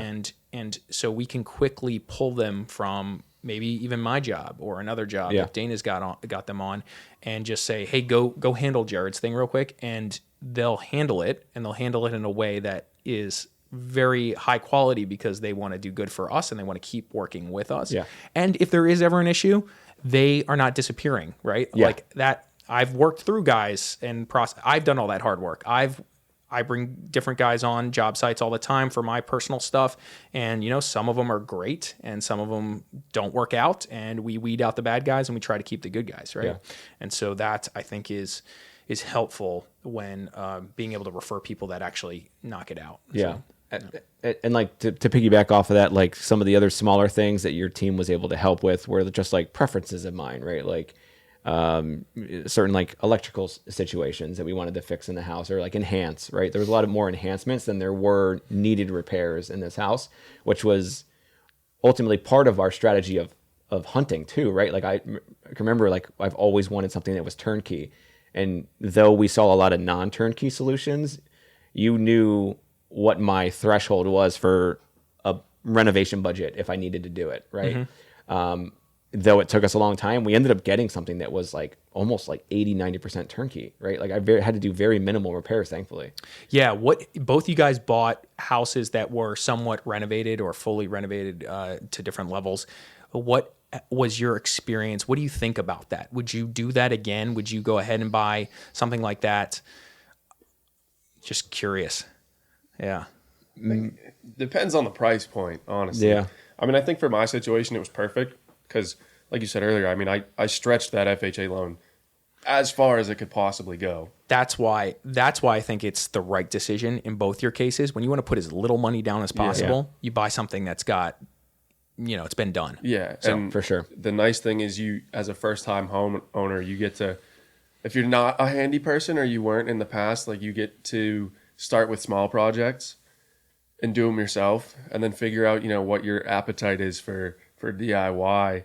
And then in the future, like I think I would love to buy a house in the future that needs a little more work, and then I would see what I'm really capable of in a home, But for my situation, like you said, it was not having to spend a ton of money on reno was ideal. The only downside to it, though, is in a market where, and I mean the market's still like this, and it's always been like this, but a market where flippers are everywhere, and they want to maximize their income. They're not gonna put luxury appliances and furnishings in your home. So the case with my place that I bought, it was definitely flipped. We've even talked to the neighbors, and they told us, my neighbor's cousin used to live in my unit like 10 years ago, and she came in when we first bought it. She was like, "Oh my gosh, I cannot believe it looks like this." And I was like, "Don't tell me what it used to look like." Yeah. There was a term that we used a lot in the process: lipstick on a pig. Yeah, right? I wrote that in my notes. Did you? I said it's very easy to put lipstick on a pig. Yeah. And that's what our house is. And I mean, it's not a problem as a As long as you know what you're buying, right? Exactly. As long as you get it. and you have a goal with it, Yep. it's fine. Yep. So what if the cupboards are cheap? I don't care. Yeah.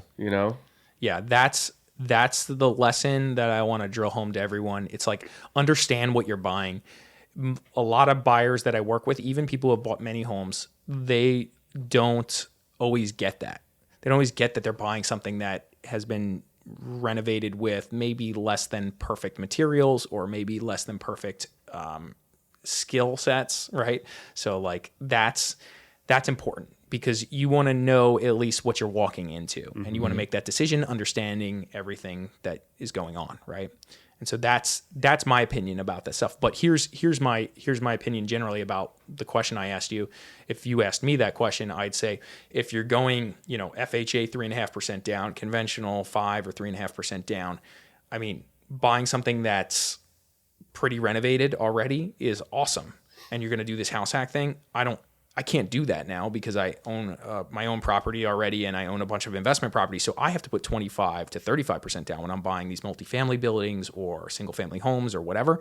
So I don't have that luxury. So my strategy is a little different in most cases. My strategy is buy something that needs the business. And I have done this so much that I have this skill set. So I buy something that hopefully is as cheap as I possibly can get it and has good bones and ready to go, and I'll do the work and then reestablish the rents and get everything kind of situated. And then maybe I go back to the bank and I get more of my money back out later, maybe a year, maybe 2 years, however long it takes to get that value to where I want it to be. And then I have the cash back, and then I have very little money in it. Mm-hmm. But that's not always easily done. It's hard to find those types of deals, and you need a lot of cash to do it, and you need to have staying power. You need to be able to have a bunch of cash in that deal for a period of time, right? So as a house hack, and as what you guys did, I think this is the move. So Definitely. Yeah. How do you feel about that? Like you spent a bit of money after closing. I mean, some of those things you did for yourself, but the house wasn't. It looked turnkey, but it wasn't entirely turnkey. Yeah. Right. there was two terms that we said a lot throughout our hunting process. Was one, the lipstick on a pig, but then also random people doing random things, right, to houses. That's that's what I say all the time. And you saw it a lot when you see so many different houses and just like the random rooms, for example, right? Like, Yeah. like is that a room or is that not a room? Yeah. But it was fine, like, because like I said, like there was only a small amount that I needed to invest that were required repairs, like the roof. I needed to do that in order to get my renewal on insurance every year, right? So that got done. The leak I had to do, and then the windows. Those were like the three requirements that I had to do. Everything else was, I'm going to do this because I know it's going to either improve the longevity and the value of the house over time, or it's going to create a better experience for guests when I do rent it out in whatever aspect. So it wasn't too bad, and it met within all of the strike zones that I wanted: the cash out to get the house, and then the cash out to enhance it, so to speak, right? So that process was fine for me. I think in terms of like the FHA process, the biggest learning key was that I think we were originally going to have me and my girlfriend go in on the house, right? But then she loses her first-time home buyers if we both go in on it, right? So I think that's an aspect that people don't realize, is that if you go in it with somebody and they also have ambitions of renting or owning a property and renting it out in some manner, then don't do FHA together, right? Because my girlfriend wants to own her own property and rent it out. So I went in on myself, essentially, right? This was all me. I think that's a big key that buyers should be aware of. Yeah, we talked about that. I remember. Yeah. I remember. That's great. I wish I had utilized that tactic with Dana early on. Dana and I both don't qualify now because of what we've done, but yeah, that's the move, man. Even if they That's the don't move. have ambitions of like wanting to own their own property, it's just good to have because you don't know what life's going to bring you, right? So it's just a good incentive for you to keep. Even if they don't have ambitions, but you have ambitions, you can have them buy the next one. Yeah, Exactly. there's a lot of ways Yeah. that There's it a could lot be to sliced. think about. Yeah.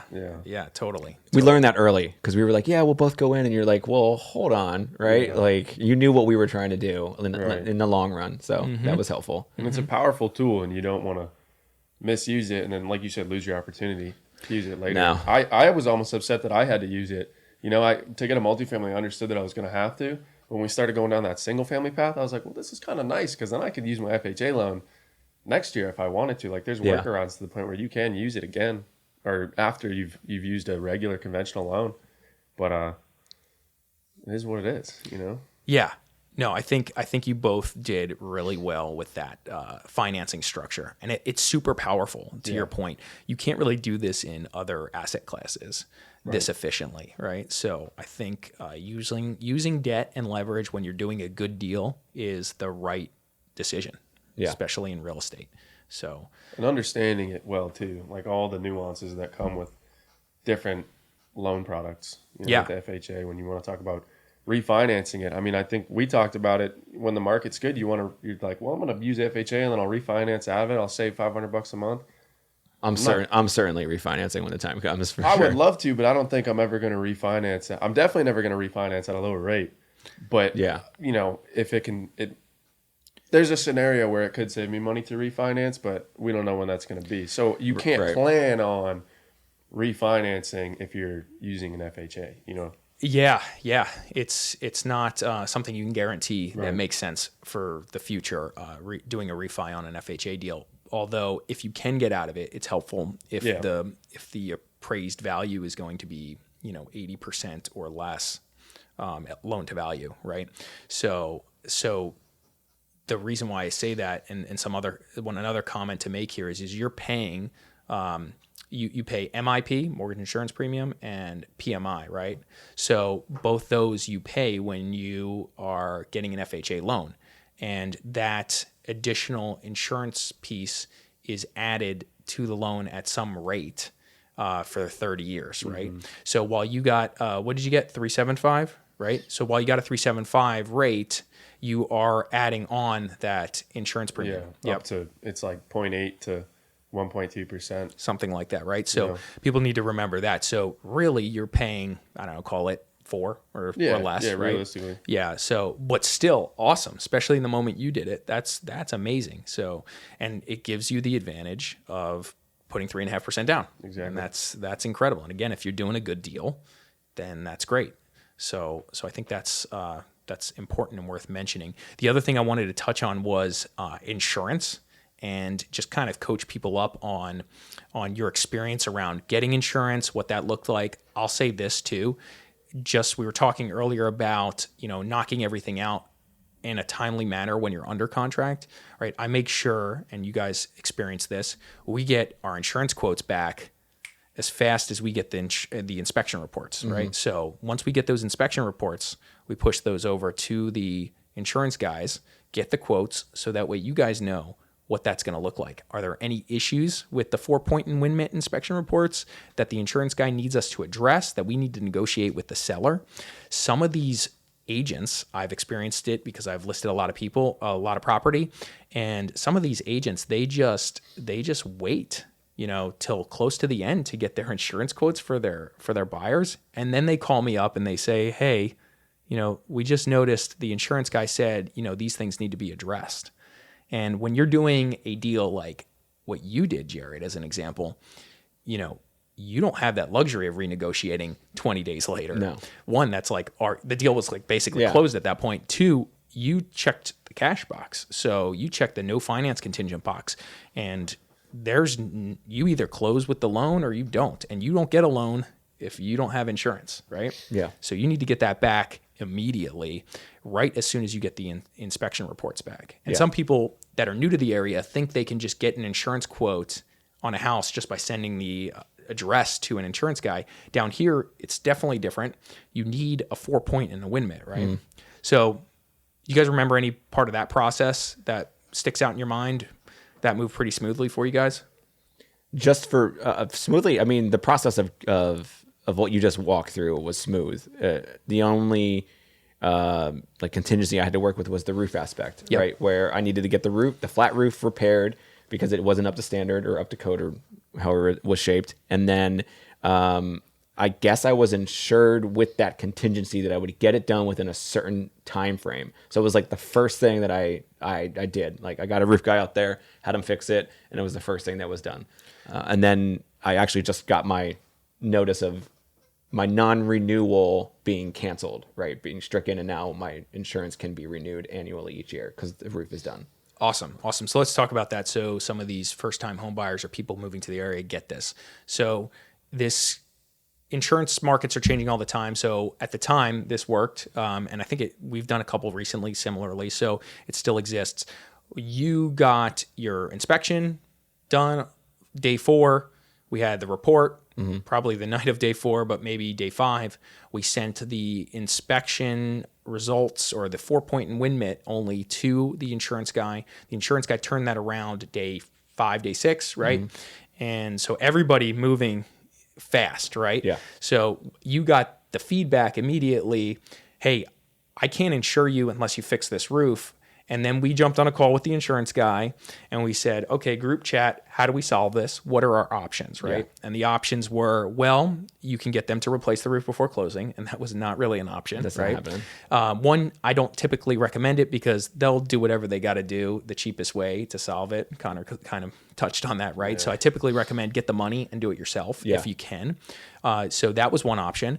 The other option is ask for a credit and do it after closing, and make sure you sign a contract with a licensed roofer to provide to the insurance company so they can bind your insurance policy. Yeah. And that's what we did, if you don't remember. And so we knocked that out all before day 7. We negotiated the credit. We got the roofer in there to give you a bill. Yeah. And then we got that signed roofing contract over to the insurance company, and we had a bound or to be bound policy by the time day 7 hit. And so when you rolled out of all your contingencies, you already knew all the answers, and you knew that wasn't a problem either. Right. Yep.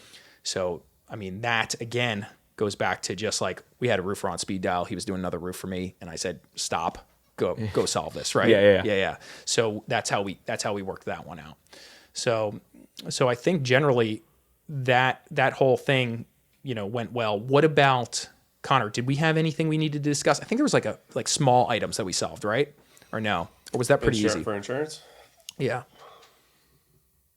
I think I had the additional flood insurance was the only thing. got it. But So there that's was another nothing thing. we had to solve.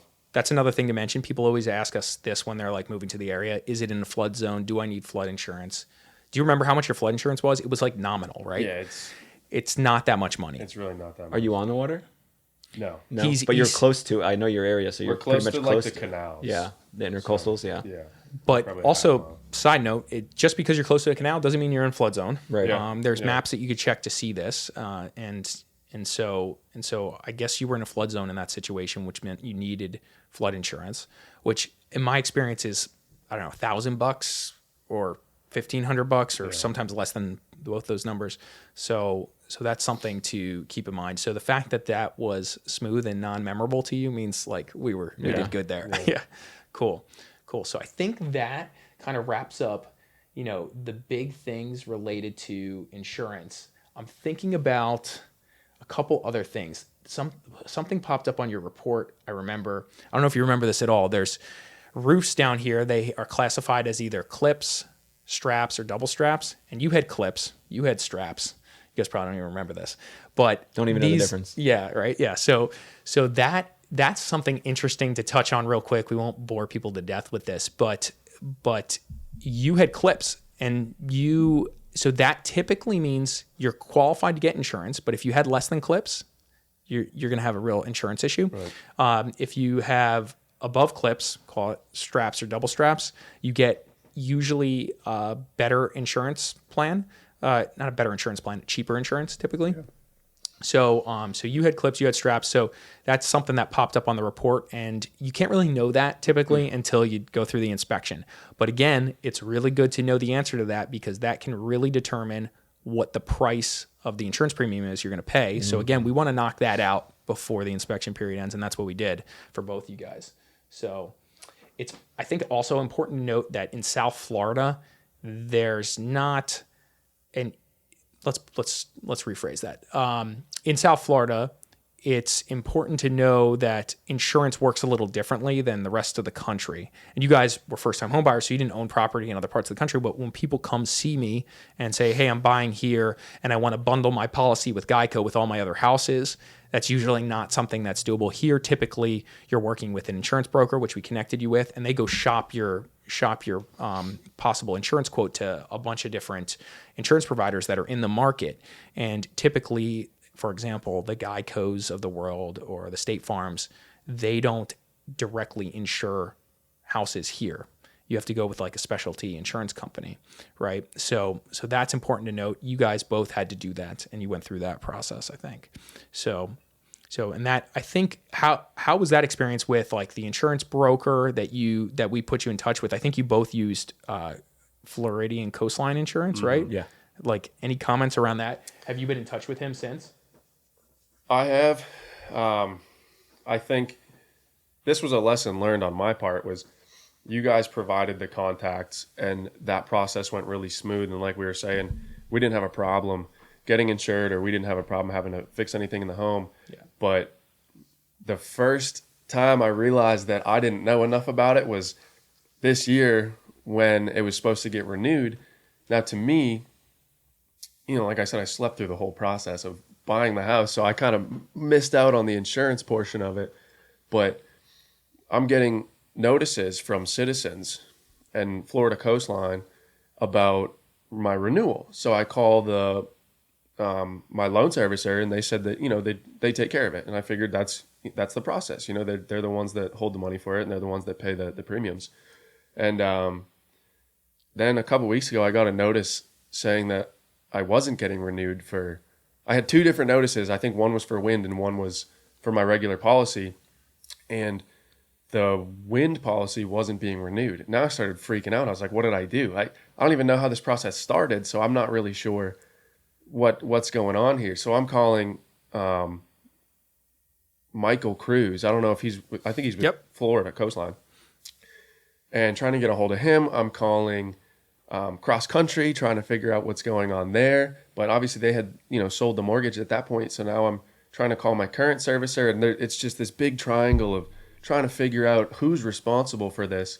And ultimately my new servicer didn't or they were sending the bill to somebody else, basically, is what it came down to. And that's when it hit me that like I didn't do my due diligence in that process of home buying, so I didn't understand what was going on with insurance.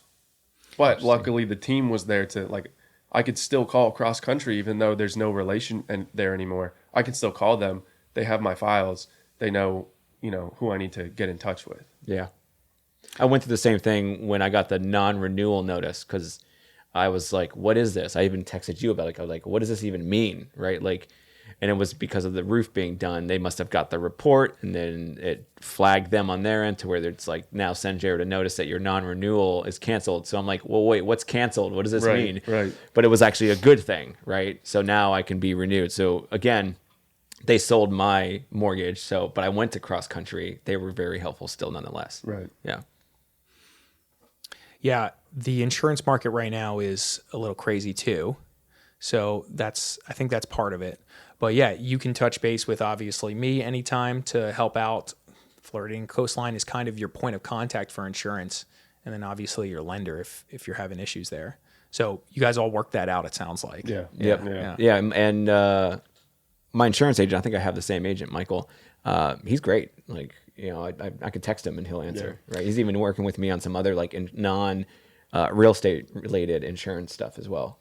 Yeah, we like Michael. He's good. He's somewhere around our age too, and he does a good job. He's really responsive. I think for me, what's important about an insurance agent / insurance company here locally is that one, they sell for a ton of policies. That's the term we use, sell for a ton of different companies, right? So because insurance companies come in and out of the market here locally, sometimes they're insuring, sometimes they're not. So you need to be connected to a lot of different companies if you're a broker here in South Florida, an insurance broker here in South Florida.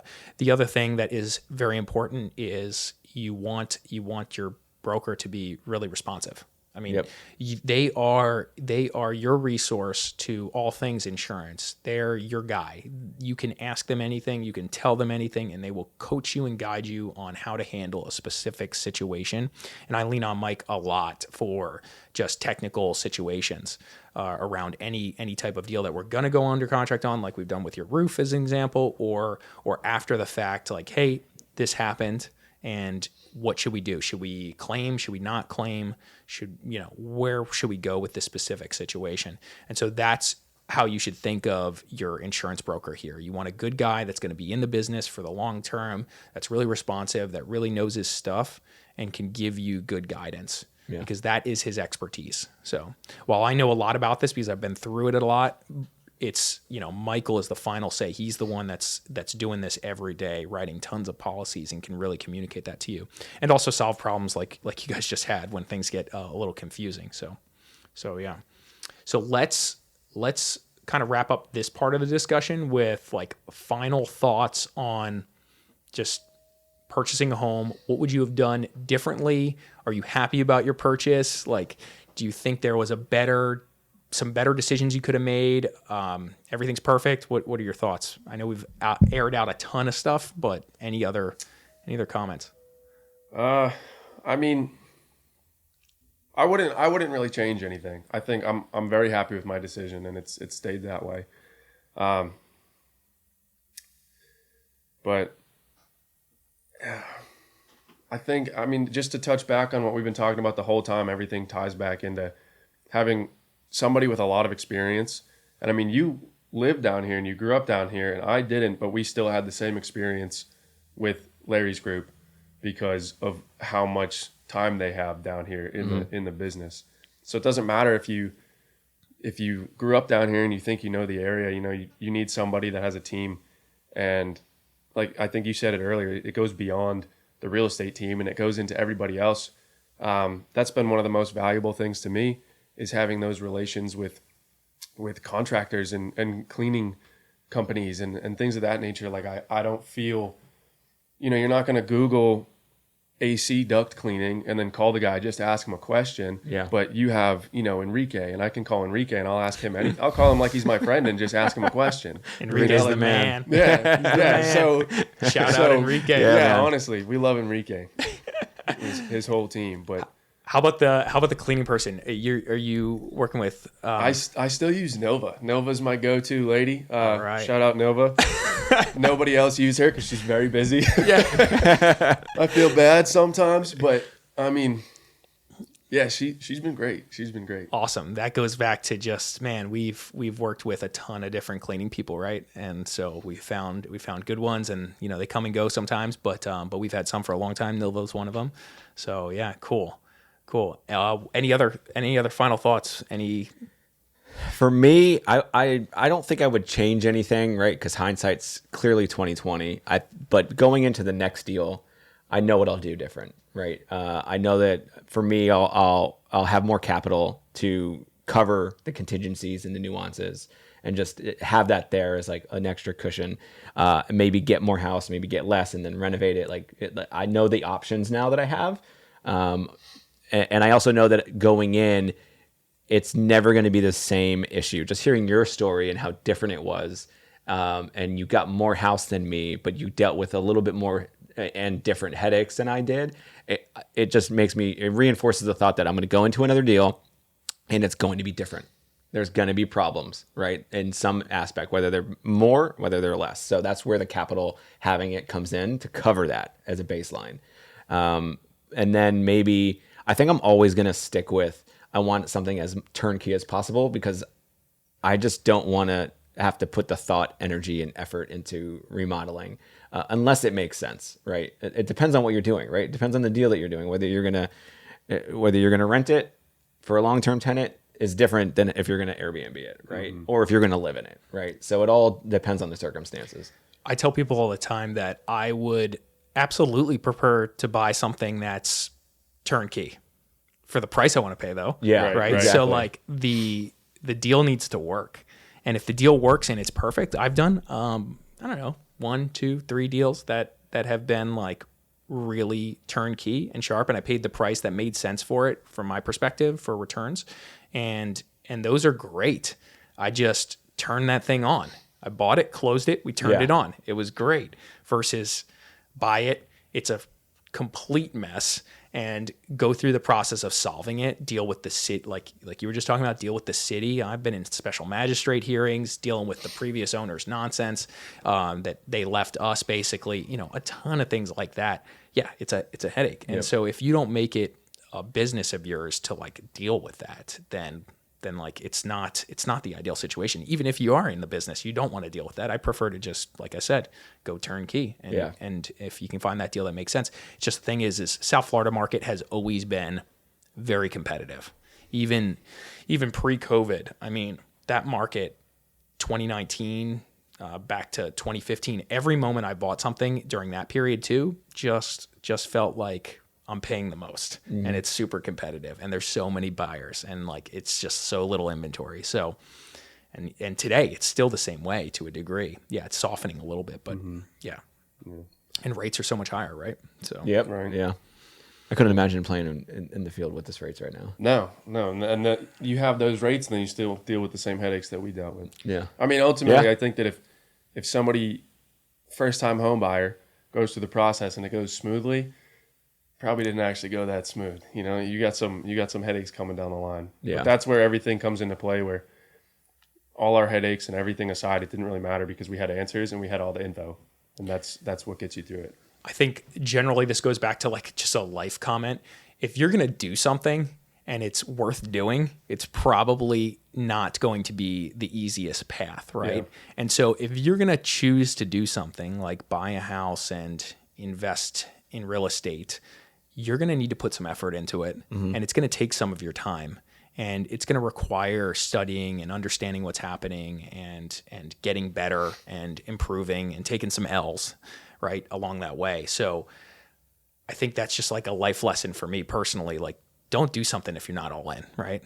So yeah, I think that's a good takeaway for both you guys. I think you guys have like kind of learned that like this isn't that easy. Right? No. Yeah. No. It's not as easy as it may look from the outside or on HGTV or whatever. Right? Yeah. Those guys make it look easy. Yeah, I think to complement that is for me, and we've talked about this, is the lesson was that I took the patient road right? Like I didn't yeah, we put offers in, but it's not like I was just throwing offers out there, right? I was like selective with what I wanted, and we walked away from a lot actually, Yeah. right? Like a lot of opportunity, and being patient worked out better than just getting something because I got more house than I ever expected or was even looking at, right? And I didn't even see it, like I said, right? Like it's just like it was the right deal at the right time, and it gave me more than I ever expected. So patience is key to find the right thing. Don't just buy a house just to buy a house. Right. I agree with that. I think there's a balance to that too. Yeah. Right. Like, don't be overanalyzing things and create a situation where you're in that analysis by Don't paralysis. analysis by Yeah. paralysis. Yeah, don't allow that to happen. Right. Yeah. Yeah. I think now in hindsight, I can also say with that patience though, be comfortable with more calculated risk too. Also, Yes. so find that balance between those Yes. two, and you'll find your sweet spot. I agree with that. I think that's I think that's the biggest takeaway here for Agreed. buyers. Like when you have the right coach, analyze what he's teaching you, walk through it, and execute. Right. Yeah. Right. Yeah. And you did that. I mean, this is a perfect. Jared's a perfect example of taking like a significant amount of contract risk, but mitigated by the plan, right? Yeah. And followed the plan to a T and got Yeah. it done, and having the right team. And your situation was similar, but a little less extreme. You had that Yeah. that finance contingency box checked, so you didn't have as much, but we still did the same approach basically. Right. Yeah. You just have to understand. I mean, you probably went through the same thing. I did a lot of soul searching, risk wise. You get into the process Yeah. and you're like, oh, risk, whatever. But then you get into it and you're like, this is something that I'm not comfortable with. But you have to understand that you're not going to be comfortable. That's what I was saying about the process going smooth. Maybe it goes smooth, but you shouldn't have been comfortable the whole time. Yeah. Because you should understand that like there is a risk in this, regardless of how the deal goes. Yeah, you probably didn't know what you were doing if you weren't like somewhat Exactly. stressed a little bit or concerned about how the next step goes. Yeah. I mean, you could feel confident in the plan, but you still have this level of, I don't call it anxiety, but like Yeah. You could be nervous in some degree, right? Like Yeah.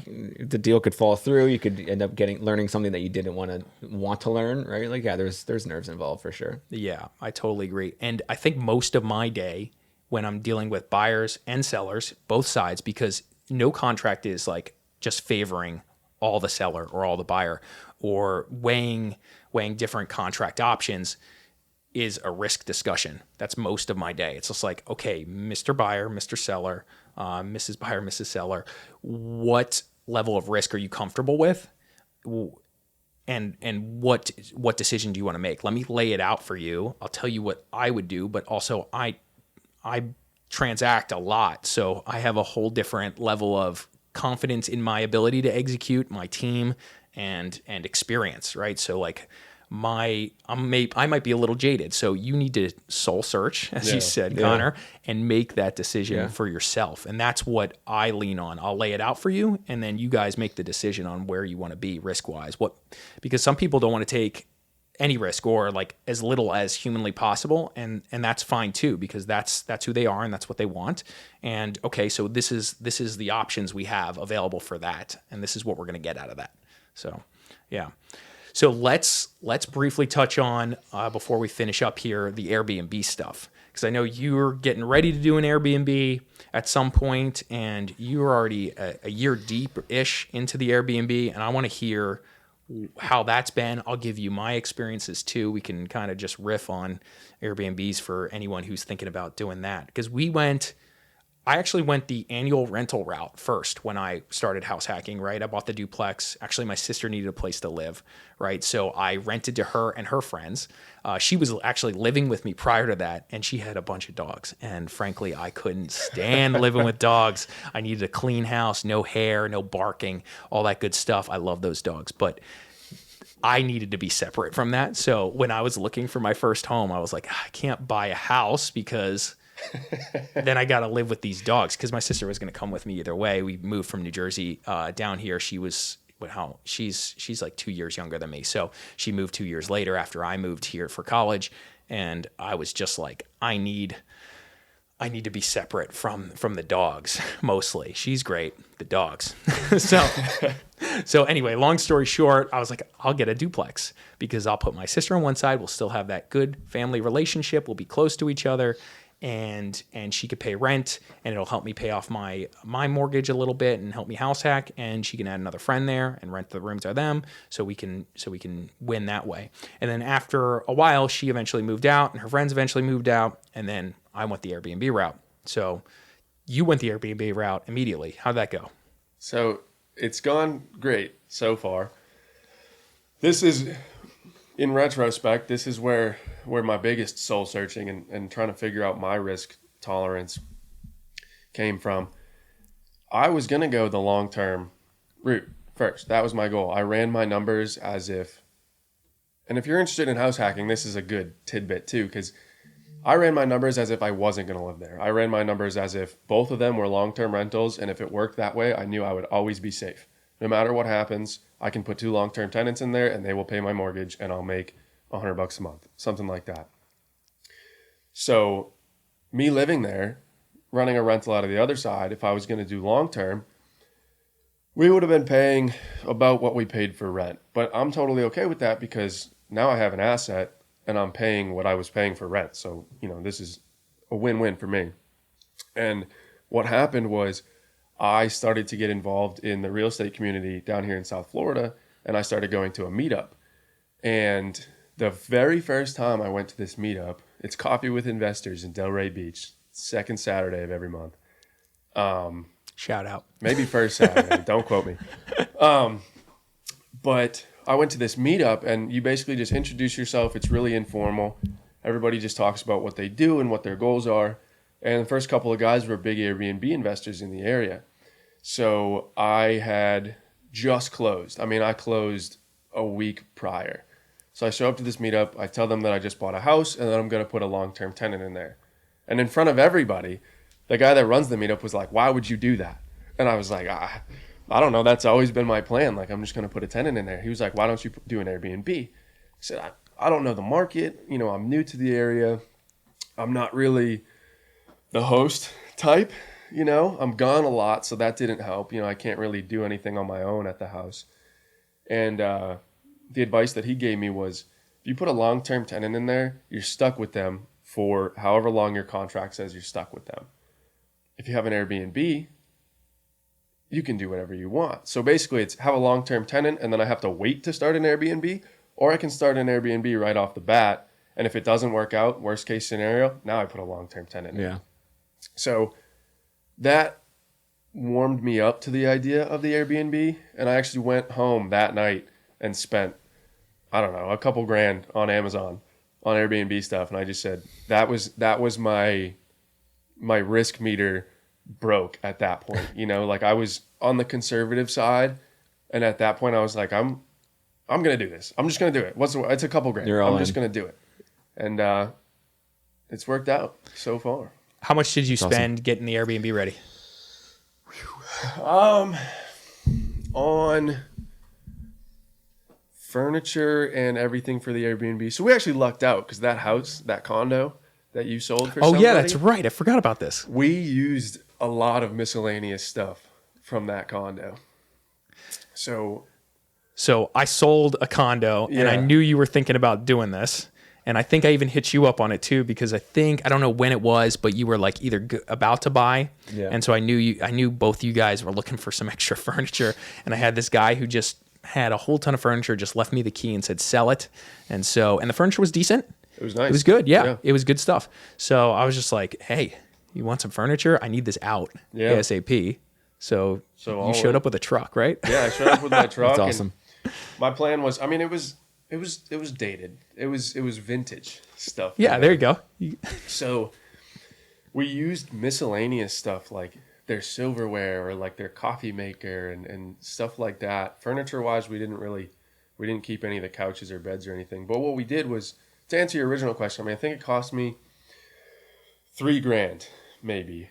That's great. Yeah, that's amazing. really good in just substance for the Airbnb. And for the record, I get furniture all the time. Like, this is my life. We list a lot of property, and it's just Yeah. like, what are we going to do with this furniture from whomever? Yeah.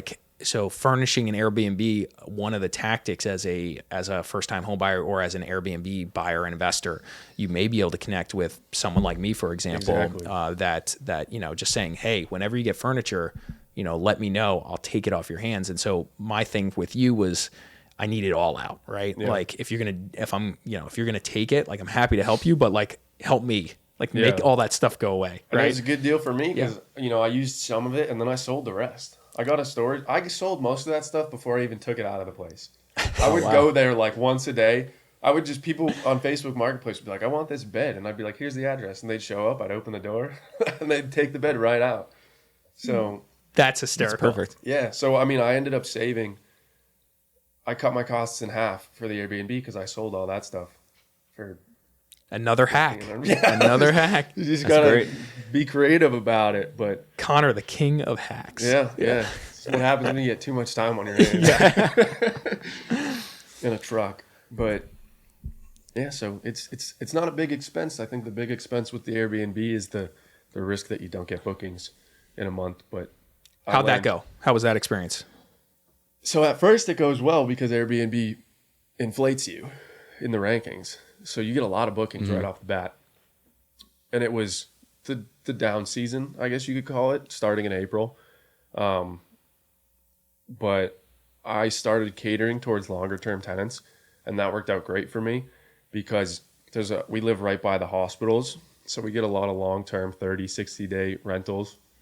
In a really bad month, we get sporadic bookings, and that's the most stressful thing about the Airbnb. That's where I'm at right now. At the end of mid-April, we have no bookings after that until December. So it's stressful because you're like, well, now I'm going to eat this whole mortgage payment on an expensive property that's supposed to be an investment property for the next couple months.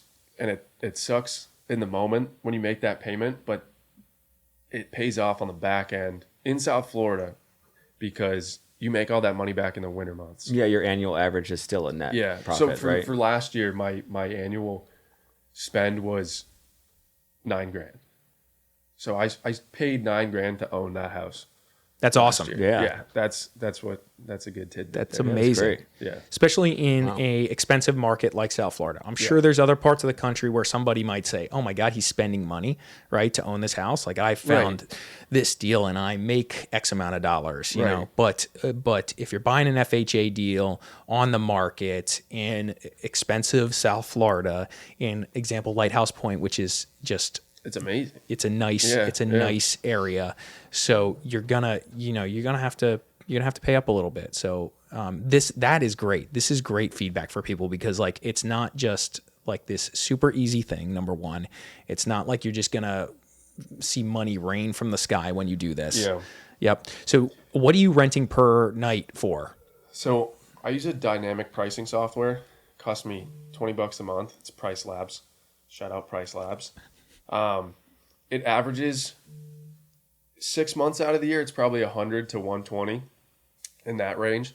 Weekends go up a little bit. So I'd say average 6 months out of the year, it's 110. And then in the winter, from November through March, it's 180 to 200 a night, and people pay that. And it's a 1-1. It's small. I mean, it's probably 700 square feet, but it's in a good location. And you don't have a pool. No, Backyard is just grass for the most part, Yeah, right? and it's there's- shared, Yep, which- it's shared. which made us not really want to do it. Like, Yeah. I remember talking to you about it. First time you came to the house, I won't use the explicit language you use, but you were like, you could Airbnb this place. You was just walking around the yard looking at it, and that kind of gave me the confidence to go for it too, because I don't want to say it this way. I don't want to say I wouldn't stay there, but if I was going to go and stay in an Airbnb, that wouldn't have been my first choice. So I had like my own bias towards what I looked for. But what I didn't realize is 9 out of 10 other people are looking for that. They're looking for a lower priced Airbnb in a nice area. So we were hesitant. The backyard's nothing special. It's the patio is shared between the two units, but we actually just updated it and made it nice back there, and we don't use it, so we tell the guests free reign. Just we live next door. That's it. You know. Yeah, and I think people who are Airbnb appreciate that and are cool with it in most cases. Yeah, Yeah, we've as never long as had a they problem. as long as they get it when they're booking, they understand what's happening there. They know what they're paying for. I have multiple Airbnbs. There's a few things I want to touch on here. One of my Airbnbs, maybe the backyard is a little bit more done up than yours, but I would say similar kind of concept where it's like I'm not going for like the high end market or somebody who's just looking for like this amazing spot with an amazing experience. It's close to the beach, it's close to downtown, etc. But it caters to that like strike zone like yours is, right? And then I have another one that I would say is nicer and probably caters to a little bit more of that higher end experience to a degree. So I think that strike zone that you're in and I'm in, I think it works pretty well especially for the 1-1s, especially for like people who need a place to stay short term because of the hospital or whatever. So if they have a pet, I don't know, do you let pets in your unit? Yeah, actually, I would say 80% of our bookings come from people with pets. Yep. Because they can't find other places. And that's where, not being on the beach and me having my bias towards the property and scared to Airbnb it, I think adding that little bit of value, like the Airbnb market is wildly saturated down here. I mean, very much so. And I got in at a time where I'm in that group of people that jumped on the bandwagon, and it worked out for me and it's worked out for a lot of people. But I think going forward, it's getting harder for me to keep running the Airbnb. So I think that people that are buying homes and planning on doing Airbnbs have to understand that, and you taught me this, you really have to differentiate your Airbnb from other places and figure out what it is, what your niche is that you want to target, your target audience, and go after them specifically. Like I know your place is different from any place in the area because it's called like the Zen Oasis, I think it was. Yeah. And it has like a really nice vibe to it where every other Airbnb is coastal getaway, beachy this, beach that, and they've got surfboards inside and beach decor and stuff like that. And that might work well if you're on the beach, like you will get guests there. But if I did that, I would just be every other Airbnb in the area, So I kind of stole from you and I kind of went for that more like, this is a relaxing place. This is where you can, you can work here, you can work from home here. This is a good getaway. It's not beach oriented. It's not Florida oriented. It goes after a specific audience. Yeah, I do think that's important. Differentiating is helpful. And, there's always you got to spend money to, I don't know, make money, right? So like you want to kind of balance that a little bit. And that's what I've tried to do at my place. I've spent a bit of money though over there over the years. So, or one of the places, the place you're referencing. So what about like getting the license with the city? How did that all play out? Like, was that easy? I remember that being not the easiest, right? If you live in Lighthouse Point, it will not be easy. Yeah. It will be very expensive. I actually looked up all the licenses in the city yesterday and found out how much they make off licenses. We won't talk about it, but it's criminal. But I think that I know in Palm Beach County, there's restrictions, but it's pretty easy to get up and running. In Broward, it's the same way. You still pay. You have to set up your taxes so that an Airbnb and VRBO are very helpful with this. They help you pay your city tourist. Ours is like the tourist and development tax. They help you pay your Florida business tax, things of that nature. But in Lighthouse Point specifically, not Pompano Beach, you have to go down a pretty gnarly road for them to approve you. And now me being young and naive, I said, well, I'll just start the Airbnb. I didn't have a choice. I had been living there for 3 weeks at the time. And I was like, I have to get this moving. So I put it on Airbnb. The next day, I got a letter from the city of Lighthouse Point. And they were like, you need a license or we're going to fine you. And then I got a letter Wow. like every week after that. I was on the phone with the city every day. I was like, just give me this. Their license process takes time. I mean, I had to get engineering drawings, which I did myself on paint. They basically told me that that would be okay. And I have to get all these different inspections. I have to have fire extinguishers. I mean, they basically take the structure that a hotel or a condo building would take, and they apply it to small Airbnbs, which I understand from a risk mitigation perspective on their end. But on my end, that's pretty tough. You know, it cost me $1,000 to get my license, and I have to pay $500 a year for the license. Then I also have to pay for all the inspections. So all in every year, I spend about $1,000 just to keep my license. And like you said, you got to spend money to make money. So I understand, but definitely be very aware of your county's restrictions on Airbnbs and what they require, because they will nail you. The Airbnb forums have helped me quite a bit, right? When I've been digging into that a little bit, getting everybody's feedback, they're pretty communicative on there, which is pretty good. So I think that's a tip for anybody who's thinking about buying one and setting up an Airbnb. And then I love this because you're really kind of airing out all the details about just what it takes to run an Airbnb. Back to the comment about just if you're going to do something that's worth doing, it's not that easy, right? No. And I'd argue it's getting harder, just like you were saying, just harder to get bookings because there's a lot more people that have come into the market for Airbnbs from a hosting perspective, but also the algorithms changing, different things are going on within the Airbnb platform that you need to like be up on. And I have friends that do this, people who I've sold houses to just like you that also Airbnb, and they've taught me a lot about, you know, operating the algorithm and some of these changes that I didn't hear about, you know, immediately. And they were like, hey, you got to be on there doing this. You got to check your calendar every day, and it helps with the algorithm, all these, whatever tips they were giving me. And I don't actually manage my Airbnb. Dana does. So I have someone managing it and I pay a fee for that. What about you? You do it, you self-manage, right? I self-manage, and that came from that real estate meetup. You know, a lot of those guys either have short-term rental property management companies or they pay for them. And here in South Florida, and I'm pretty sure it's consistent across the board, you pay about 20% management fee. Now, for me, when I'm theoretically not, like on paper, I'm making money, but I'm paying my mortgage, so I'm actually not making money off of it. That is a cost that I couldn't incur, you know? And at the time I was traveling a lot. So I was like, well, I'm just going to set up management for it. And then, like I said, you find out it's 20% fee on your revenue. And now all of a sudden, there's no point for me at once you get to that stage. Yeah. So this just goes back to the fact that I tell everybody who's doing this type of stuff, like they're like, oh, I want to get into investing. I want to buy real estate, you know, well, you got to do a good deal, right? You got to buy right. You got to do a good deal if you're going to do the full hands-off passive approach, right?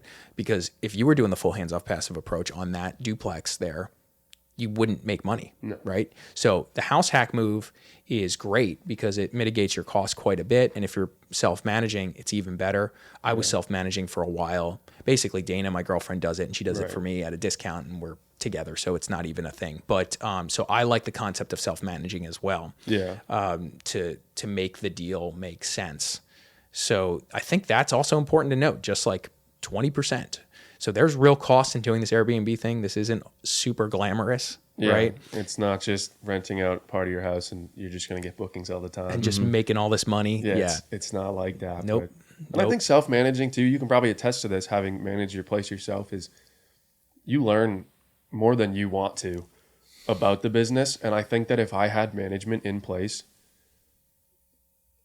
I wouldn't be able to run it as optimally as I now can, because I know what goes into it and I know the problems. So when, you know, one day, even when I rent them both out on Airbnb, when we move out, I'll still self-manage if I'm in the area, but I'll know that one day it's that cost that I'm paying to have that place managed, if I move out of state or something, that 20% is probably well worth it, you know? Amen to that, man. I used to manage, so I've been buying apartments since like 2010, 2011, and so I managed 20 to 30 of my own apartments during that time early on, call it 10 to 2015-ish, something 2016.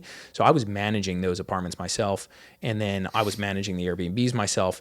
And man, that is a ton of work. I have a full-time manager that manages all my annual rental apartments now.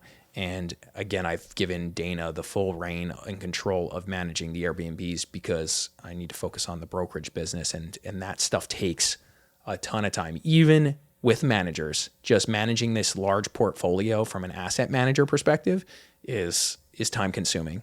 There's a lot to do just when you get to scale, right? So yeah, it gives you a good understanding of what's going on in that business if you do it yourself for a while. Right? Yeah. Like you get it. You understand. You've been managing this thing for a year. You understand the struggles. You understand how people are treating you. You know, you understand how you need to conduct yourself. You know, it's good character building, wouldn't you say? Yes. It's a nice way of putting it. Yeah. No, it is. It is. You learn a lot about yourself too. You know, you learn, just going back to even when you're buying a house, but like you learn a lot about yourself. You learn what you like and what you don't like, and that's valuable for whatever you do next. But yeah, I totally agree. Jared, you have any questions for him? I know you're getting ready to do this. I would tell you this too. I have another buddy that we've sold a single family home to in Pompano, right by you. I think you know him too, but he's getting ready to go Airbnb, and he chose to do either like a 6-month lease or a full annual lease while he's in the process of getting the license, because it took him some time to get the license. Yeah. So if and when you're going to go Airbnb in Pompano, you may want to start that process in advance. Yeah, I've So already keep that in started mind. looking into that, but that's super helpful because I have all the paperwork. I just haven't started it yet. So if I want to get live by, let's say, November, December, I should probably really start now. So that was insightful. yeah. Connor, what are you paying from a bed tax to the county in? Do you know off the top of your head?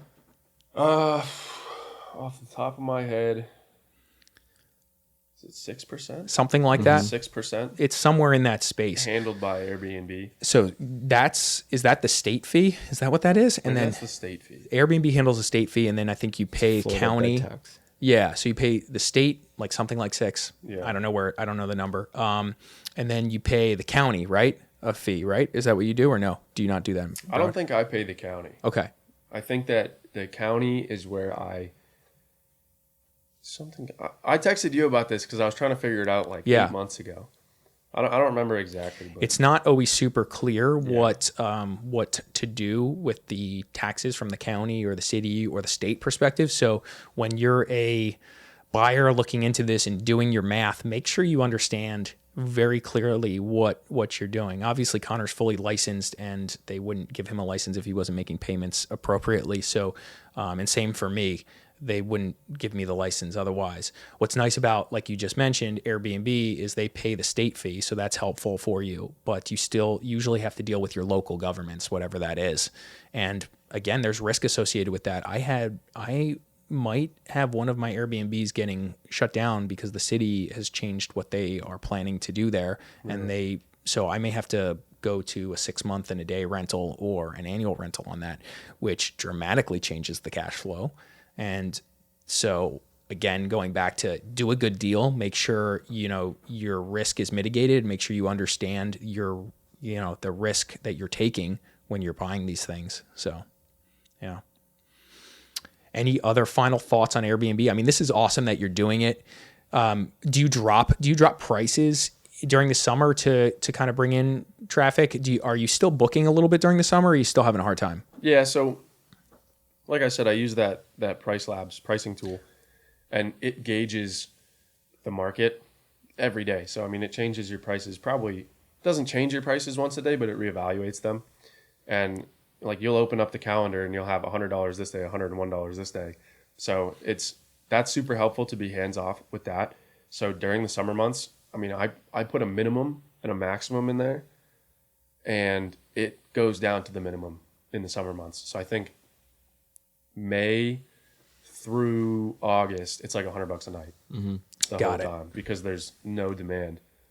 But Speaking of this, like dropping price sometimes is a concern from my perspective because sometimes you get tenants or people who are staying that are maybe less than desirable because they're, bottom of the barrel type, clientele, and they might do some damage to your property, or they may, leave it really, really dirty or just be difficult to deal with.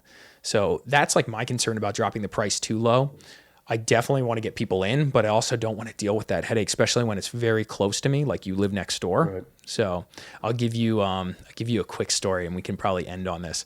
The maybe second or third guest I ever had in the place that that you stayed in, my Airbnb, the tenants showed up. So let's walk this back. So third guest I've ever had, the tenants requested on Airbnb, and we looked at him on there and we're like, this person's in Fort Lauderdale, right? Like, why are they coming to Boca? That's like 20 minutes away where they were technically living.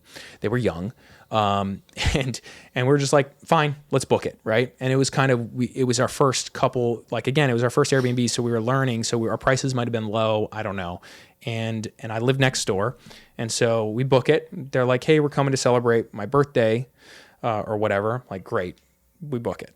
So next step is they show up, like 3 people are there, then like 6 people are there, then like 20 people show up, right?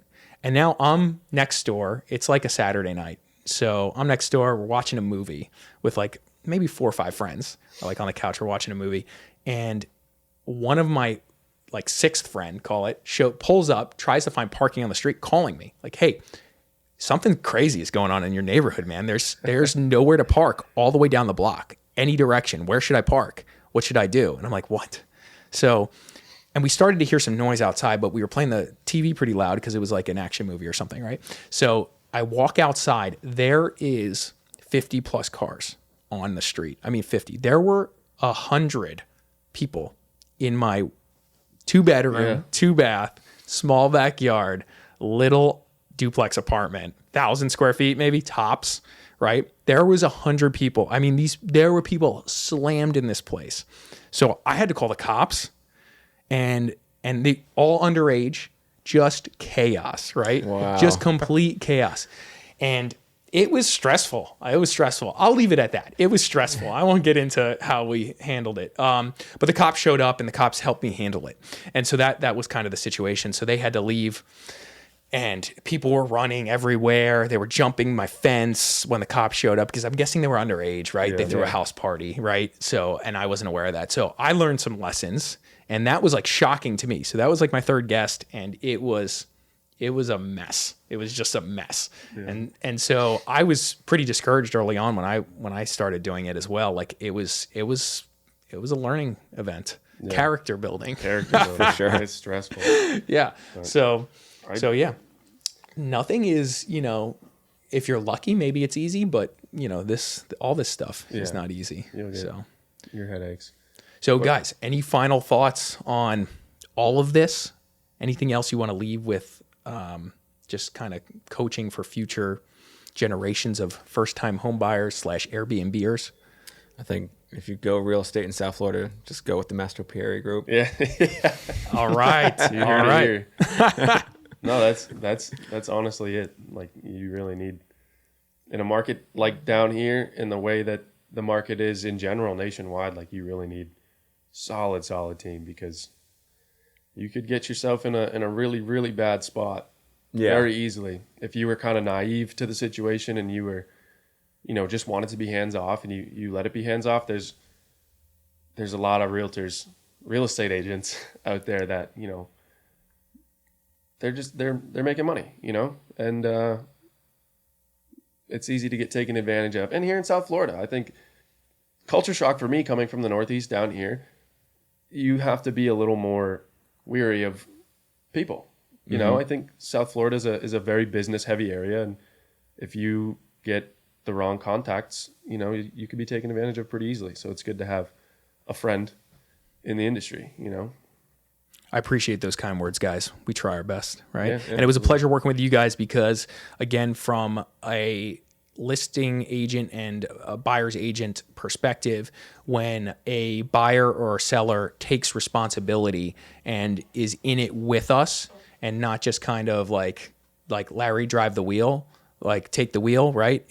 And I'm happy to take the wheel, but I want you to know what's going on. So like it's important to take responsibility and be all in and ready to do what you got to do to get the deals done from a buyer or seller's, point of view. So I think we'll leave with that. Guys, thanks for the time, man. Yeah, thank you. Absolutely. All Thank right. you. Thanks, guys. See ya. Tune in soon.